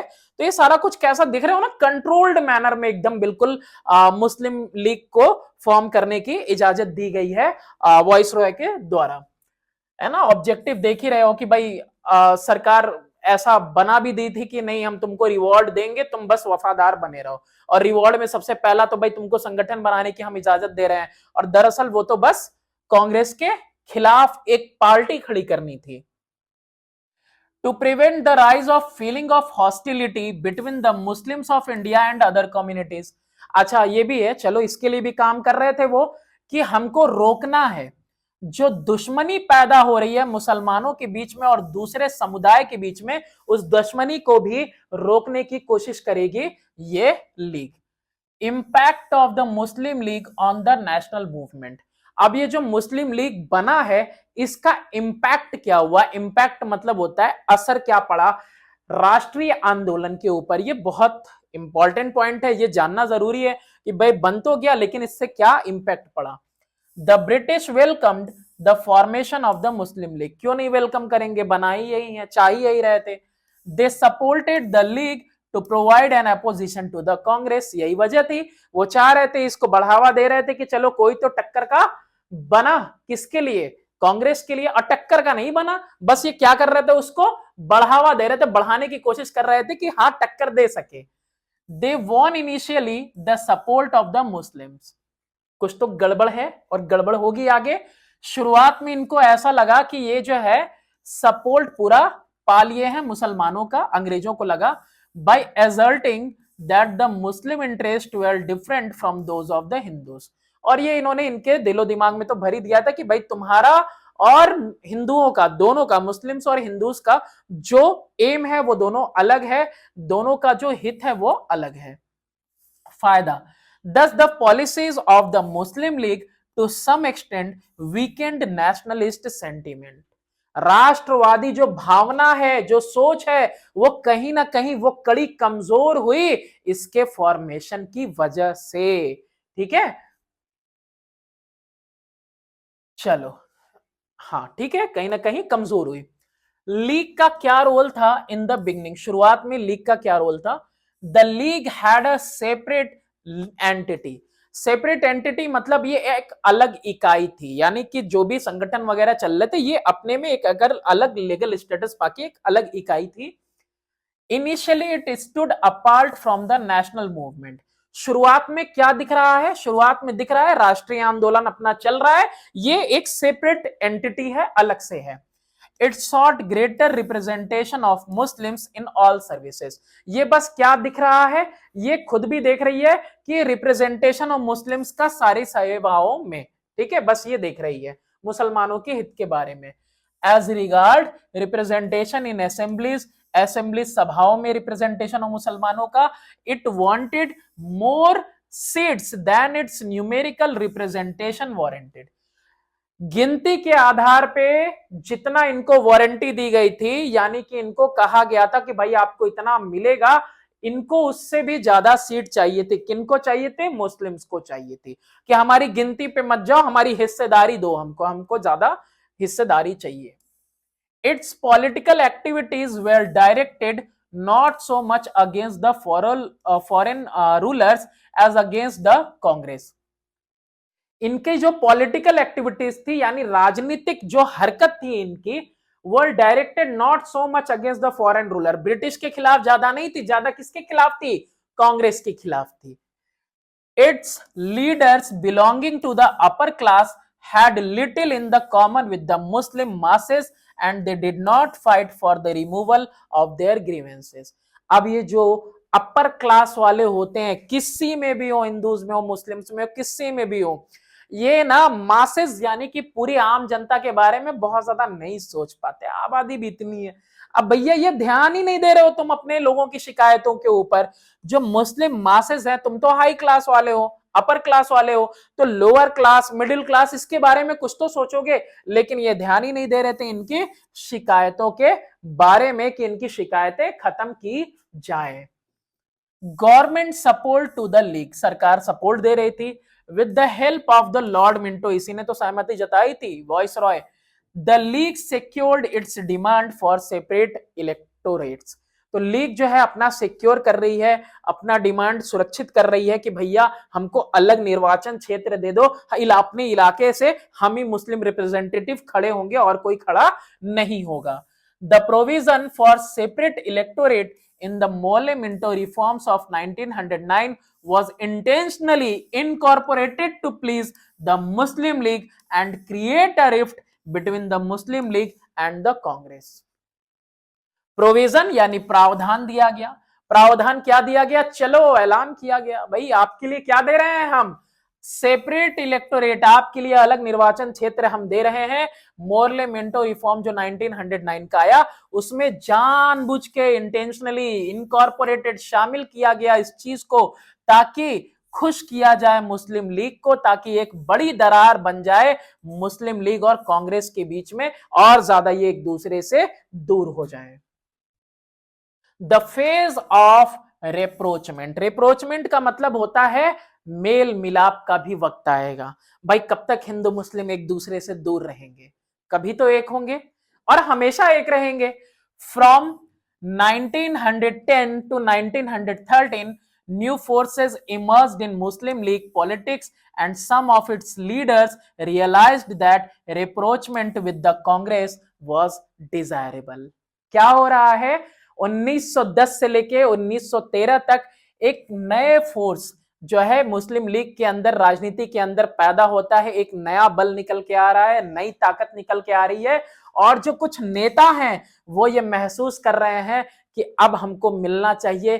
किससे मिलना चाहिए? अपने भाइयों से मिलना चाहिए, कांग्रेस से मिलना चाहिए। ये बहुत डिजायरेबल है, बहुत जरूरी है ना?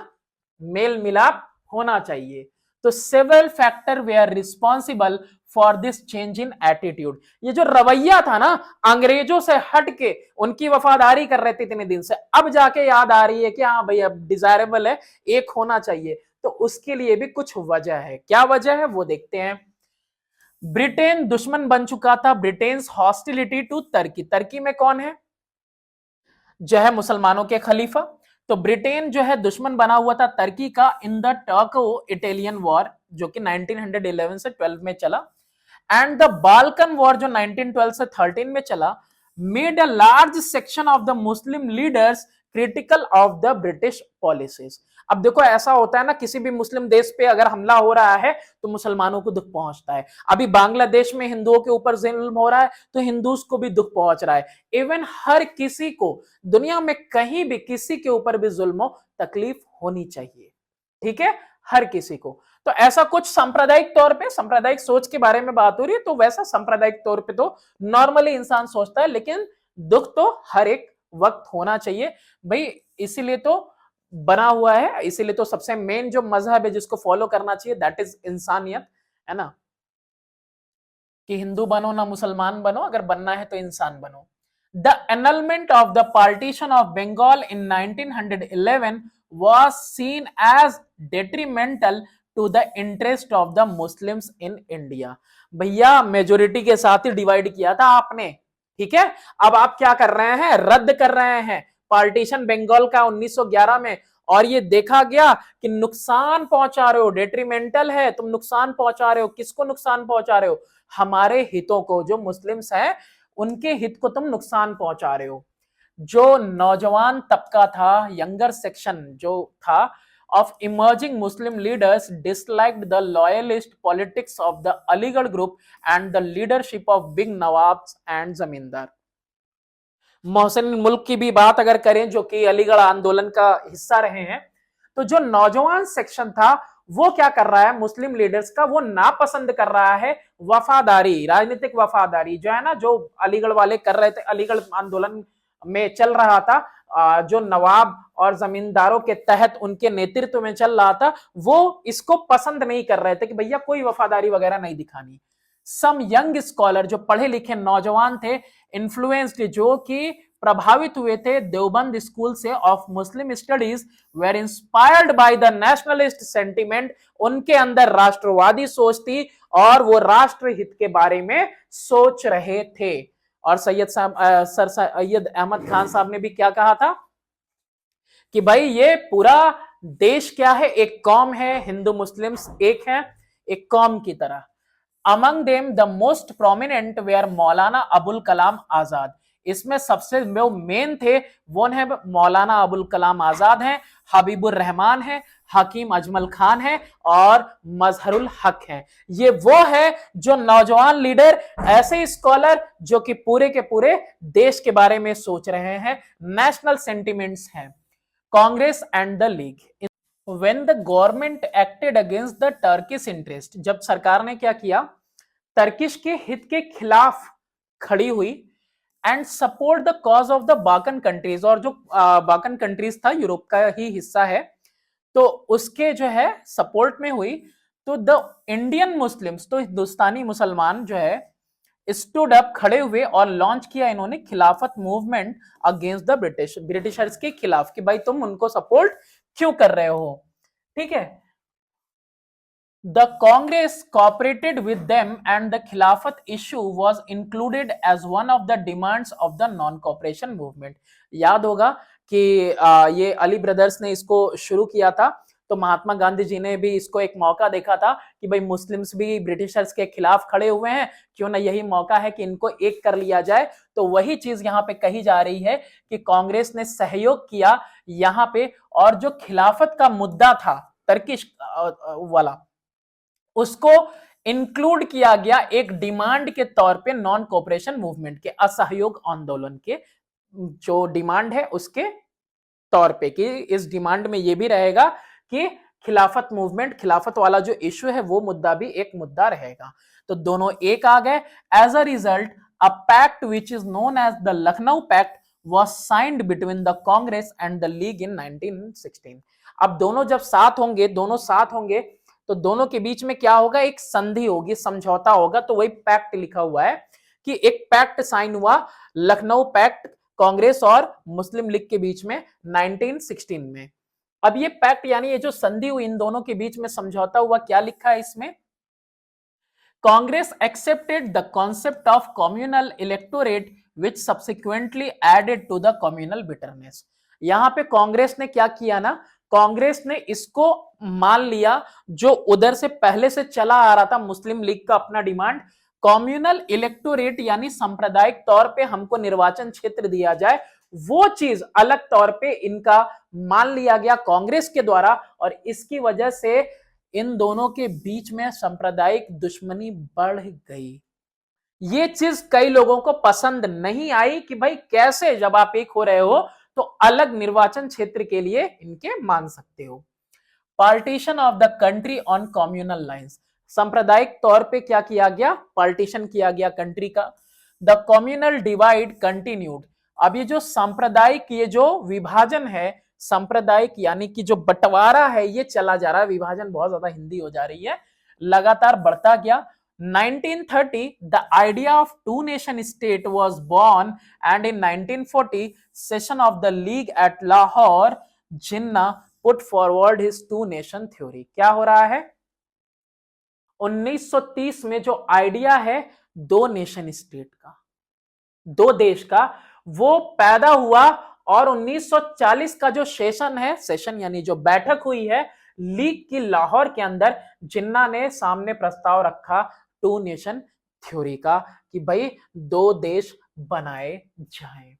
दस इसीलिए despite a severe opposition from Gandhi ji, Gandhi ji ने बहुत इसको जो है कि इसका विद्रोह किया, इसकी मुखालिफत की, the country drifted toward the partition. अब पूरा देश किस तरफ फिर गया था, टुवर्ड पार्टीशन की तरफ ड्रिफ्ट कर गया था, मुड़ गया था। The communal riots broke out into the country, and in 1947 a separate country Pakistan came into existence। पूरा देश जो है दंगों की आग में झुलस रहा था, और फिर क्या हुआ, एक जन्म हुआ एक नए देश का, जो कि हिंदुस्तान के हिस्से से बना, जो कि आज एग्जिस्टेंस में पाकिस्तान है। लखनऊ पैक्ट के बारे में देखते हैं। जो लखनऊ पैक्ट यानी जो लखनऊ वाली संधि थी दोनों के बीच में, the period during the first world war 1914 से 1919 was of intense nationalist political activity. ये जो दौर रहा है 1940 से 1919 तक का, इस समय बहुत ज्यादा जो राष्ट्रवादी राजनीतिक जो हरकतें हैं वो हुई हैं, बहुत ज्यादा intense. The event during the war and the prevalent sentiment were responsible for signing of the Lucknow Pact between the Congress and the Muslim League। क्या कह रहा है, जो इवेंट, इसमें जो घटनाएं हुई हैं इस जंग के दौरान, और जो पहले से प्रचलित यानी जो थी सेंटिमेंट, भावनाएं थी, वो भावनाएं और ये जो घटनाएं हैं, ये दोनों ही जिम्मेदार हैं जिसकी वजह से लखनऊ वाली संधि ये कांग्रेस और मुस्लिम्स के बीच में साइन की गई। सरकमस्टांसेस कौन कौन से थे जिसकी वजह से इन दोनों को मिल बैठ के समझौता करना पड़ा, देख लेते हैं।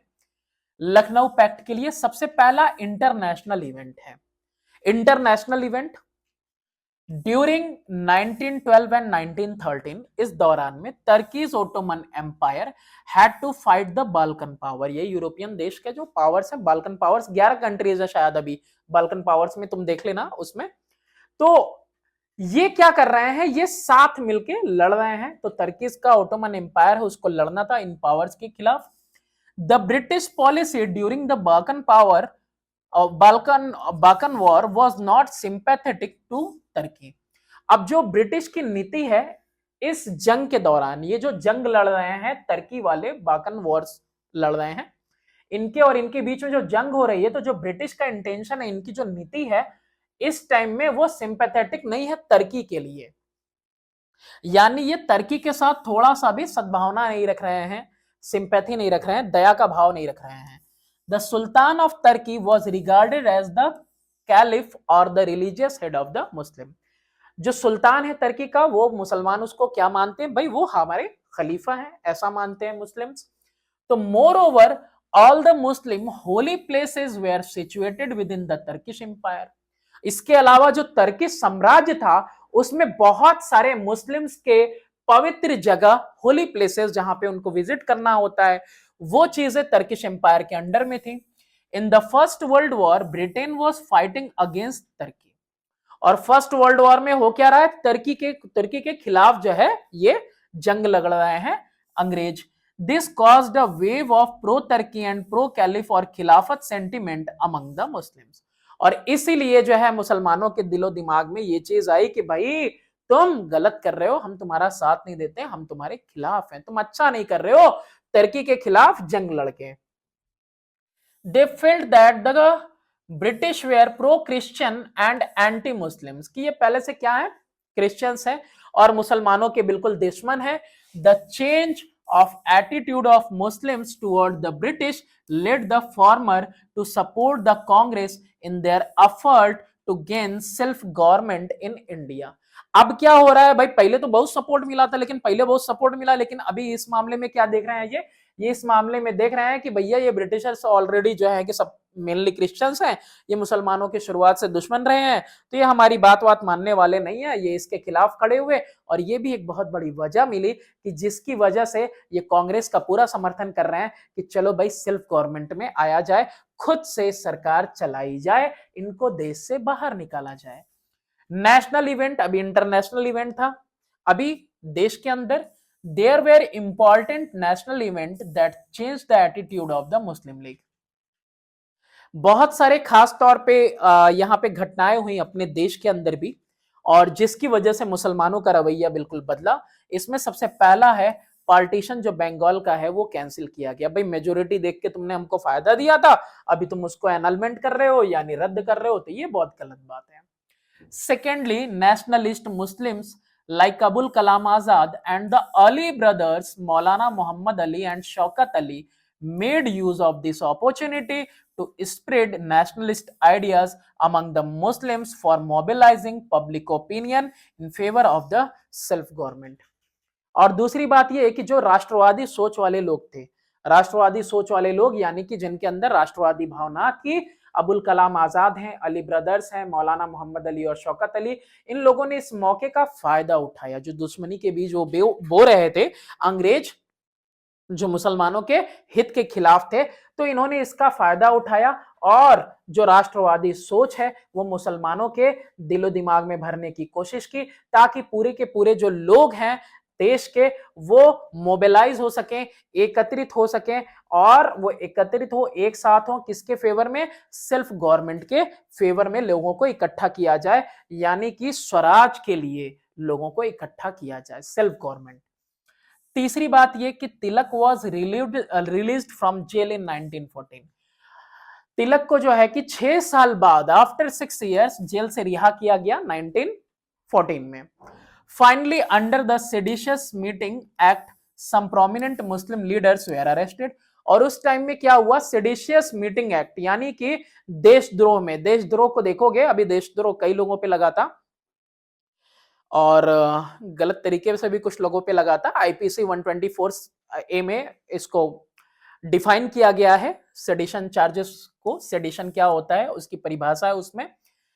तो उस टाइम में भी सेडिशियस मीटिंग एक्ट के तहत कुछ बड़े बड़े मुस्लिम नेताओं को गिरफ्तार कर लिया गया। This brought the Muslim league and the Congress closer, और इसकी वजह से भाई 6 साल ये काट के निकले और अभी जो है मुस्लिम नेताओं को गिरफ्तार कर लिया गया, और इन सब चीजों की वजह से जो मुस्लिम्स है और कांग्रेस है और ज्यादा एक दूसरे के क्या आ गए, करीब आ गए।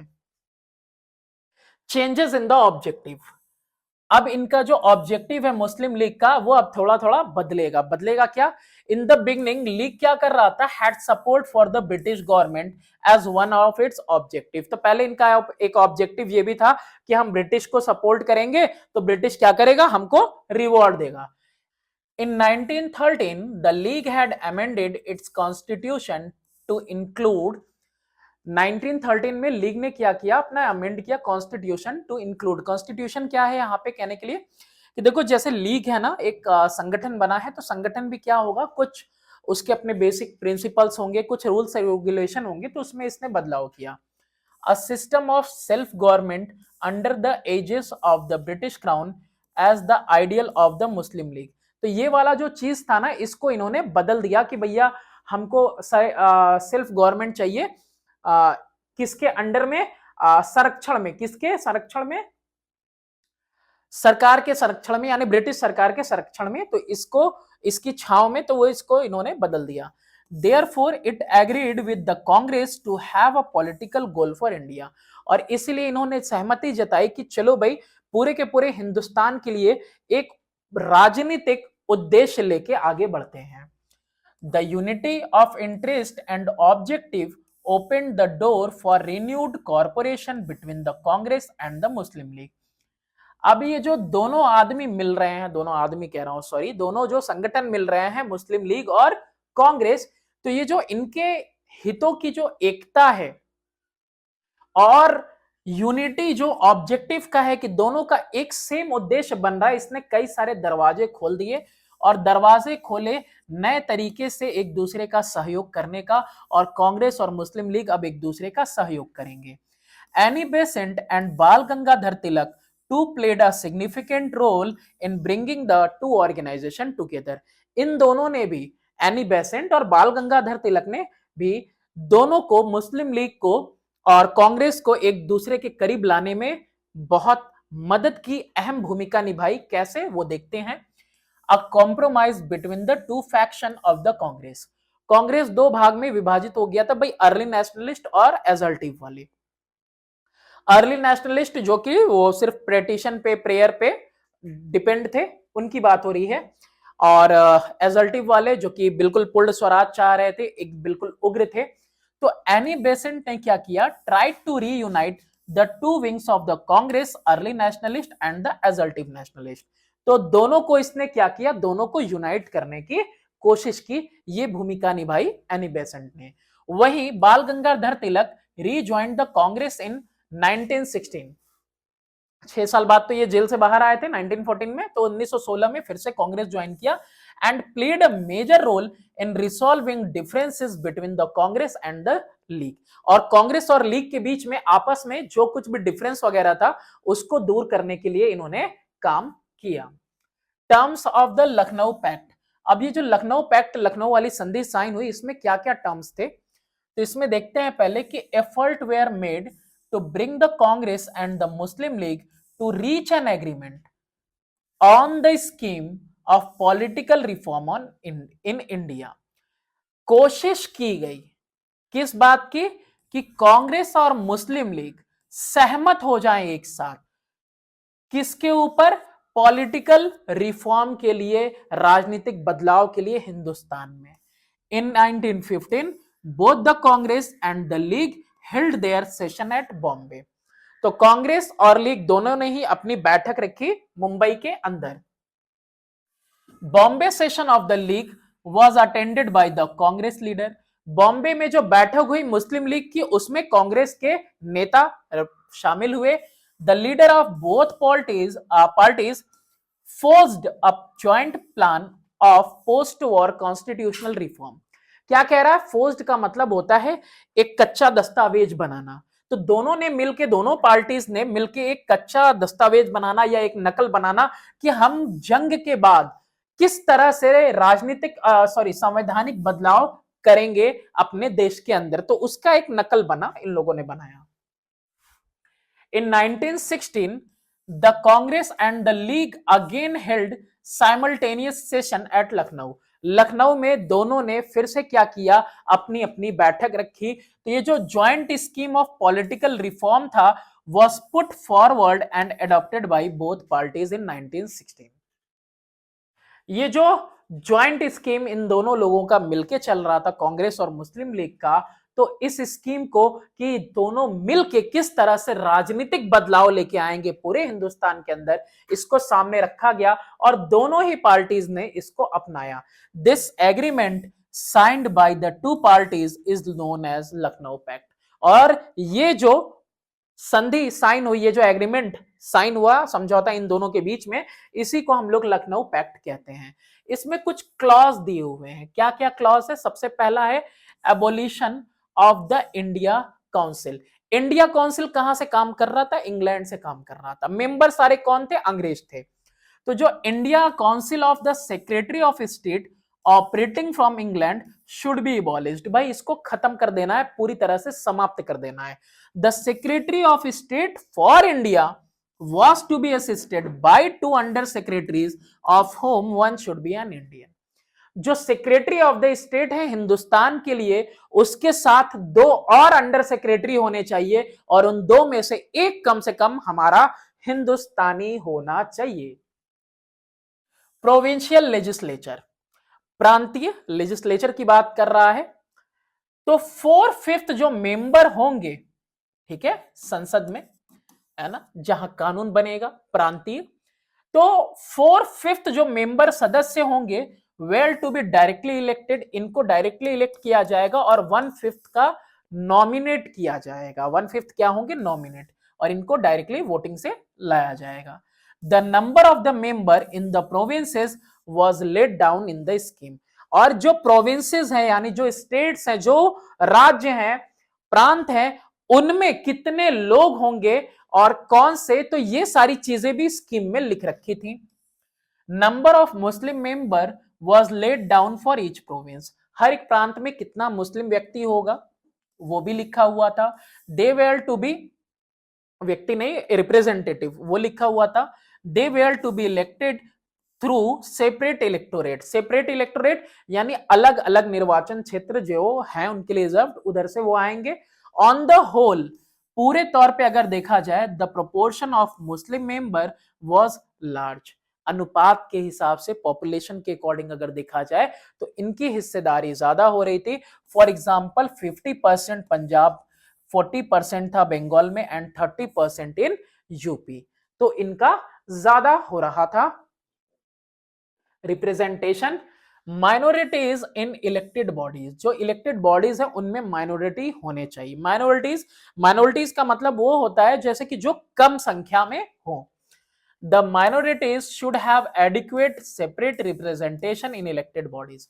एडिक्वेट मतलब ठीक ठाक मात्रा में, काफी मात्रा में अलग रिप्रेजेंटेशन उनका होना चाहिए इलेक्टेड बॉडीज के अंदर, उनको भी जगह मिलनी चाहिए। Limitation of the imperial legislature. अब ये जो इंपेरियल जो शाही आपका लेजिस्लेचर है, जो ब्रिटिश वाला, उसका जो है लिमिटेशन, यानी कि उसकी हद होनी चाहिए, उसको कम करना है। डिफेंस, फॉरेन अफेयर और पॉलिटिकल रिलेशन ऑफ इंडिया, ये सारा का सारा है ना, रक्षा हो, और ये जो बाहरी मामले हैं, फॉरेन अफेयर हैं, और जो राजनीतिक रिश्ते वगैरह हैं हिंदुस्तान के, जो कि डिक्लेरेशन ऑफ वॉर, अगर कोई जंग वगैरह की बात है, साइनिंग ऑफ पीस ट्रीटी, कोई शांति का समझौता वगैरह किसी देश के साथ करना है, were excluded from the control of the imperial legislature. शाही साम्राज्य इसके बिल्कुल कंट्रोल में नहीं रहेगा। शाही साम्राज्य के कंट्रोल में ये सारी चीजें हिंदुस्तानी डिसाइड करेंगे। और साथ ही साथ जो इंपेरियल लेजिस्लेचर काउंसिल है उसकी बात हो रही है कि imperial legislative council was to have 150 members. जो ये ब्रिटिश काउंसिल की बात हो रही है जो हिंदुस्तान में है, तो इसमें कितने होने चाहिए सदस्य? 150। Of these 4/5 were to be elected and 1/5 to be nominated, जो बात हो चुकी पहले ही। 1/3 of the elected member were to be Muslim. 4/5 में से भी जो 1/3 होने चाहिए वो क्या होने चाहिए? वेल टू बी मुस्लिम्स, उनका मुस्लिम होना है तय। Powers of the legislative council, क्या ताकत रहेगी भाई? ये जो चुने हुए सदस्य हैं ये क्या करेंगे भाई? All bills passed by legislature were to be operative unless vetoed by the governor general in the council. Veto power, इनकार करने की शक्ति। तो सारा का सारा जो बिल लेजिस्लेचर ने पास किया है, वो जो 150 मेंबर्स सदस्य हैं, अगर उन्होंने पास किया है तो वो ऑपरेटिव होना चाहिए तब तक जब तक कि गवर्नर जनरल जो है अपना वीटो पावर इस्तेमाल करके उसको कैंसिल ना करे। अच्छा, उसके आगे देखो, अगर वही bill, same bill was passed again by the legislative council, अगर उसने इनकार कर दिया, लेजिस्लेटिव काउंसिल के पास दोबारा बिल पहुंचा, दोबारा पास होके आगे आया विद इन अ ईयर, 1 साल के अंदर, तो government was obliged to pass it. Government बिल्कुल बाधित है कि उसको दोबारा पास करे, अब उसको वो रोक नहीं सकती। Extensive power was to be given to the legislature for the control over financial matters. Financial यानी वित्तीय मामलों में भी लेजिस्लेचर को भी क्या दिया गया था? अच्छा खासा ताकत दिया गया था। ऑटोनॉमी, ये सब क्लॉजेस हैं, ये क्लॉज में उसमें इंक्लूड है सारा। ऑटोनॉमी इन द प्रोविंसेस, प्रांत में क्या होगा? ऑटोनॉमी, अपने हिसाब से भी कुछ कर सकते हैं। Provinces were to be autonomous in their respective spheres. वो अपने स्फेयर में, अपने घेरे में क्या हो सकते हैं? मनमाने हो सकते हैं, ऑटोनोमस, खुद से करें सब कुछ। वॉइस रॉयज एग्जीक्यूटिव काउंसिल, अब इनका जो कार्यपालिका वाला जो काउंसिल सभा है, परिषद है, half of the member of the viceroy's executive council were to be Indians. अब भाई आप में भी क्या होंगे? आप में जो कार्यपालिका आपका चल रहा है उसके अंदर आधे मेंबर हमारे हिंदुस्तानी होने चाहिए, elected by the elected member of the imperial legislative council. Imperial legislative council में वो जो मेंबर्स चुने गए हैं वही इलेक्ट करेंगे इन मेंबर्स को। इसके अलावा रिलीजियस इंटरेस्ट की बात होगी। नो लेजिस्लेटिव काउंसिल, इंपेरियल या प्रोविंशियल, कोई भी लेजिस्लेटिव काउंसिल, चाहे वो राज्य सरकार हो चाहे वो प्रांतीय सरकार हो, was to proceed with any bill or resolution, कोई ऐसा बिल या कोई ऐसा प्रस्ताव नहीं लेके आएगी अफेक्टिंग वन और द अदर कम्युनिटी, एक दूसरे समुदाय के खिलाफ या एक दूसरे को प्रभावित करती हुई। If 3/4 of the member of that community oppose it, अगर 3/4, 3/4 अगर किसी कम्युनिटी वाले ने अपोज कर दिया, that it adversely affected their interest, कि उनके हित के खिलाफ है, तो वो बिल खत्म भाई साहब, नहीं आगे बढ़ेगा। Separation of judiciary from executive, कि जो जुडिशरी है और जो एग्जीक्यूटिव, एग्जीक्यूटिव कार्यपालिका, जुडिशरी न्यायपालिका, एग्जीक्यूटिव जो शासन करवाते हैं और जुडिशरी वो जो न्याय करते हैं, और लेजिस्लेटिव जो कानून बनाते हैं, बिल पास करते हैं। तो कह रहा है कि जो एग्जीक्यूटिव कार्यपालिका है अधिकारी, should not have judicial power, अब उसके पास कोई जुडिशियल पावर नहीं दिया जाएगा। Member of the judiciary in every province were to be placed under the control of the highest court of that province. जो मेंबर है जुडिशरी के हर एक राज्य के अंदर, प्रांत के अंदर, उनको रखा जाएगा किसके कंट्रोल में, नियंत्रण में रखा जाएगा, हाईएस्ट कोर्ट के नियंत्रण में। ठीक है, वो बिल्कुल क्या होगा? अलग होंगे एग्जीक्यूटिव वालों से। Significance of the Lucknow pact, क्या फायदा हुआ लखनऊ पैक्ट का? अभी इससे पहले क्या पढ़ा? क्लॉजेस पढ़े हैं सारे हमने लखनऊ पैक्ट के, अब इसका सिग्निफिकेंस, इंपॉर्टेंस देखो। पहली बात तो हिंदू मुस्लिम यूनिटी, दोनों मिलकर ही सहमत हुए हैं, कांग्रेस और मुस्लिम लीग। ये जो ज्वाइंट स्कीम है सिंबलाइज्ड हिंदू मुस्लिम यूनिटी, ये दर्शाता है किसको, हिंदू मुस्लिम यूनिटी को। Both the communities agreed to compromise in some areas for the common good. दोनों के दोनों समुदाय आखिर किसी एक बात पे समझौता किए, आमतौर पे दोनों किसके लिए, अपने फायदे के लिए, कॉमन गुड यानी दोनों का फायदा था इसके अंदर। The Congress compromised on it's secular character bye accepting the scheme of the separate electorate for Muslims. अब यहां पे जो कांग्रेस है वो समझौता कर रही है सेकुलर कैरेक्टर पे कि भाई हम धर्मनिरपेक्ष हैं, लेकिन यहां पे क्या कर रहा है, धर्मनिरपेक्षता को मानती है और साथ ही साथ उसको क्या कर रही है, मुस्लिम्स का जो सेपरेट इलेक्टोरल वाला सिस्टम है उसको ये यहां पे एक्सेप्ट करती है। धर्मनिरपेक्ष का मतलब होता है कि किसी एक को मतलब वो बढ़ावा ना देना। The Muslim league accepted the principle of election and the majority rule. और मुस्लिम लीग भी एक्सेप्ट करता है सिद्धांत इलेक्शन का और मेजोरिटी रूल का, कि जो मेजोरिटी है रूल करेगी भाई। As a result of this pact the Hindus and Muslim work together from 1916 to 1922। अब इस पैक्ट के तहत इतने साल तक दोनों मिलके काम किए 1916 से 1922 तक। Unity with in the Congress, Congress के भी दो विंग्स अलग अलग थे, दो फैक्शंस हो चुके थे, तो दोनों साथ आए। The Lucknow session and the signing of the Lucknow pact brought about unity between the assertive nationalist and the early nationalist, जो काम वो एनी बेसेंट ने किया था। After the Surat session, Surat session के बाद 1907 के, both wings of the Congress were moving in different direction.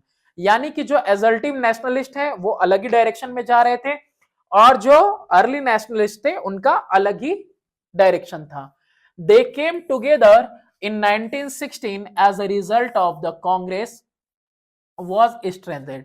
दोनों साथ में कब आते हैं, दोनों साथ में एक होते हैं 1916 में, और इसकी वजह से कांग्रेस और ज्यादा मजबूत हो जाती है। The Congress president of the Lucknow session of 1916 Ambika चरण Majumdar rightly remarked, if the united congress was buried at surat it is reborn at lucknow। अब कांग्रेस के जो प्रेसिडेंट हैं, है ना, लखनऊ सेशन का जो अध्यक्षता किया, जो उस समय प्रेसिडेंट रहे 1916 के, जिनका नाम है अंबिका चरण मजूमदार, उन्होंने क्या कहा है कि इफ द यूनाइटेड कांग्रेस, जो एक साथ मतलब जुड़ी हुई कांग्रेस थी, अगर वो दफन हो गई थी सूरत सेशन में, तो फिर से जन्म हुआ उसका लखनऊ सेशन पे। प्रेशर ऑन द गवर्नमेंट, अच्छा इसकी वजह से गवर्नमेंट के ऊपर प्रेशर भी पड़ा। The unity between the Congress and the League and between the early nationalist and assertive nationalist became a threat to the British government of India. ये ताकतें जो अलग अलग डायरेक्शन में जा रही थी, जब एक साथ एक सोच को लेके जमा हुई, तो ये बहुत बड़ा खतरा बना किसके लिए, सरकार के लिए। Until now, the government had been repressing the nationalist movement by using force। अब तक तो सरकार क्या कर रही थी, दमन कर रही थी, कुचल रही थी राष्ट्रीय आंदोलन को, किससे, बल से। The government now had no excuse for delaying political or constitutional reform। तो अभी तक तो तुम फोर्स लगा के दबा दे रहे थे, लेकिन अब तुम्हारे पास कोई खोखला बहाना नहीं बचा हुआ है कि तुम किसी तरह के राजनीतिक या संवैधानिक बदलाव को रोके रखो, यानी अब बदलाव हो जाना चाहिए। Necessity to pacify Indians, pacify Indians का मतलब शांत करना। भाई पूरा देश, पूरा जनादेश कैसा था, आग बबूला था, क्रोधित था, गुस्से में था, तो बहुत जरूरी था कि इनको शांत किया जाए। As the first world war continued, पहला जो वर्ल्ड वॉर लगातार चलता रहा, leader of the Congress and the league impressed upon the British government that their demands for constitutional reform should not be rejected if they wished Indians to be loyal to the British। अब देखो हुआ क्या था ना उस time में, कि world war के टाइम में ब्रिटिशर्स क्या चाह रहे थे, इंडियंस का सहारा चाह रहे थे, इंडियंस का साथ चाहिए था।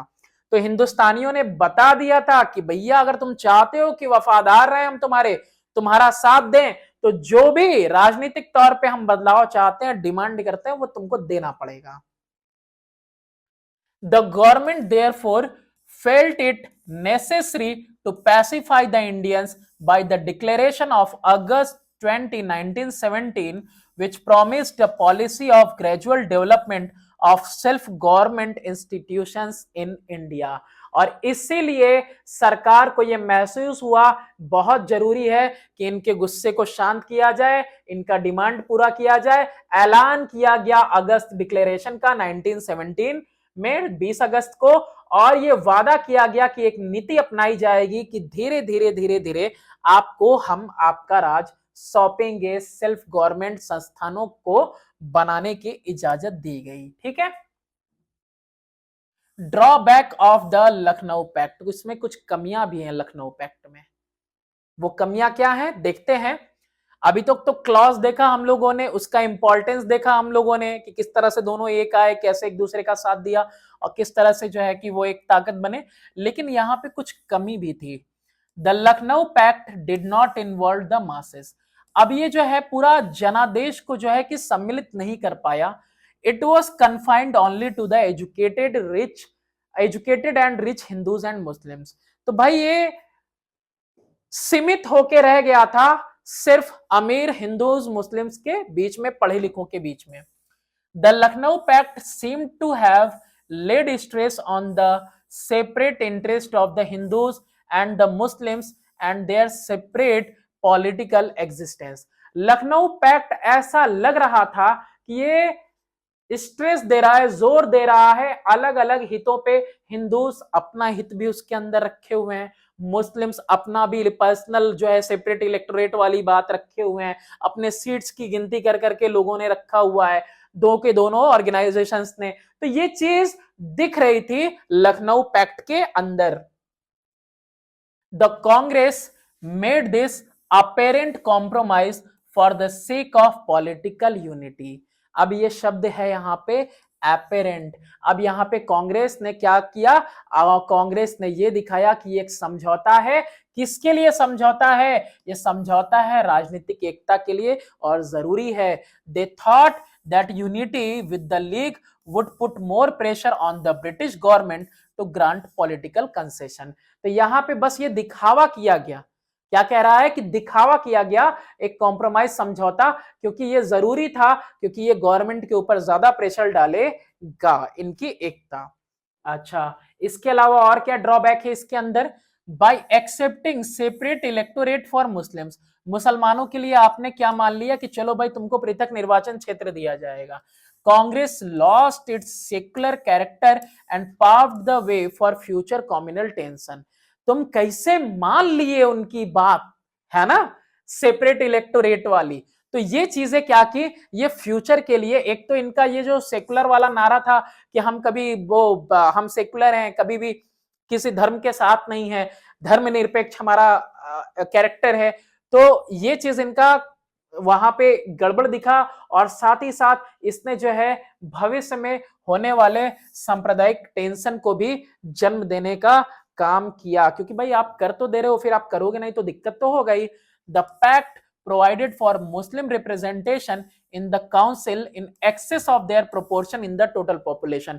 भाई बोला था ना 4/5 में से भी 1/3 हमको चाहिए सीट्स, है ना, इंपेरियल लेजिस्लेचर में। तो ये वाला जो रिप्रेजेंटेशन था ना, इनके पॉपुलेशन के अकॉर्डिंग ज्यादा था। तो ये चीज भी कहीं ना कहीं दुखद थी। इसके अलावा the pact provided for a communal veto in legislation. अब यहां पे पैक्ट क्या कर रहा था, कम्युनल वीटो दे रहा था लेजिस्लेचर में, क्योंकि यहां पे एक कंडीशन था ना कि कोई बिल प्रोसीड नहीं हो सकता है अगर 3/4 मेंबर्स किसी एक कम्युनिटी के क्या कर रहे हैं, उसको अपोज कर रहे हैं कि भाई ये हमारे हितों के खिलाफ है, हमारे धर्म के खिलाफ है। तो ये एक ड्रॉबैक की तरह देखा जा सकता है इसको भी। Lucknow pact was a temporary truce between the Congress and the Muslim league. अब ये ट्रूस का मतलब क्या होता है? इसका मतलब होता है युद्ध विराम। भैया कोई लड़ाई झगड़ा ना हो दोनों के बीच में, इसलिए ये क्या है, एक ट्रूस है, टेम्पोररी, कुछ वक्त के लिए लड़ाई झगड़ा बंद करने के लिए ये एक तरीका, एक समझौता हुआ था लखनऊ पैक्ट, एक संधि हुई थी युद्ध विराम के लिए, बस कि भाई झगड़ा आगे ना बढ़े। The Muslim league still remained a separate entity, एक अलग ही इकाई रह गई मुस्लिम लीग बाद में, फिर विथ अ कम्युनल आउटलुक, और सांप्रदायिक नजरिया था इसका। सांप्रदायिक नजरिया का मतलब क्या होता है? अपने नजरिए से देखना, जैसे मुस्लिम्स अपने हित के बारे में सोच रहे थे, advocating that Muslims political interest were separate from those of Hindus. और ये नजरिया इनका ये था कि जो हमारा राजनीतिक हित है, जो हमारा राजनीतिक फायदा है, वो हिंदू से बिल्कुल अलग है। और एट लास्ट जो है एंड अप होगा ये पूरा का पूरा कहां पे? हिंदुस्तान और पाकिस्तान के डिवीजन पे। तो ये आपका चैप्टर था मुस्लिम लीग। नेक्स्ट वीडियो में नेक्स्ट चैप्टर के साथ मिलेंगे। Thanks for watching, do subscribe and share my channel.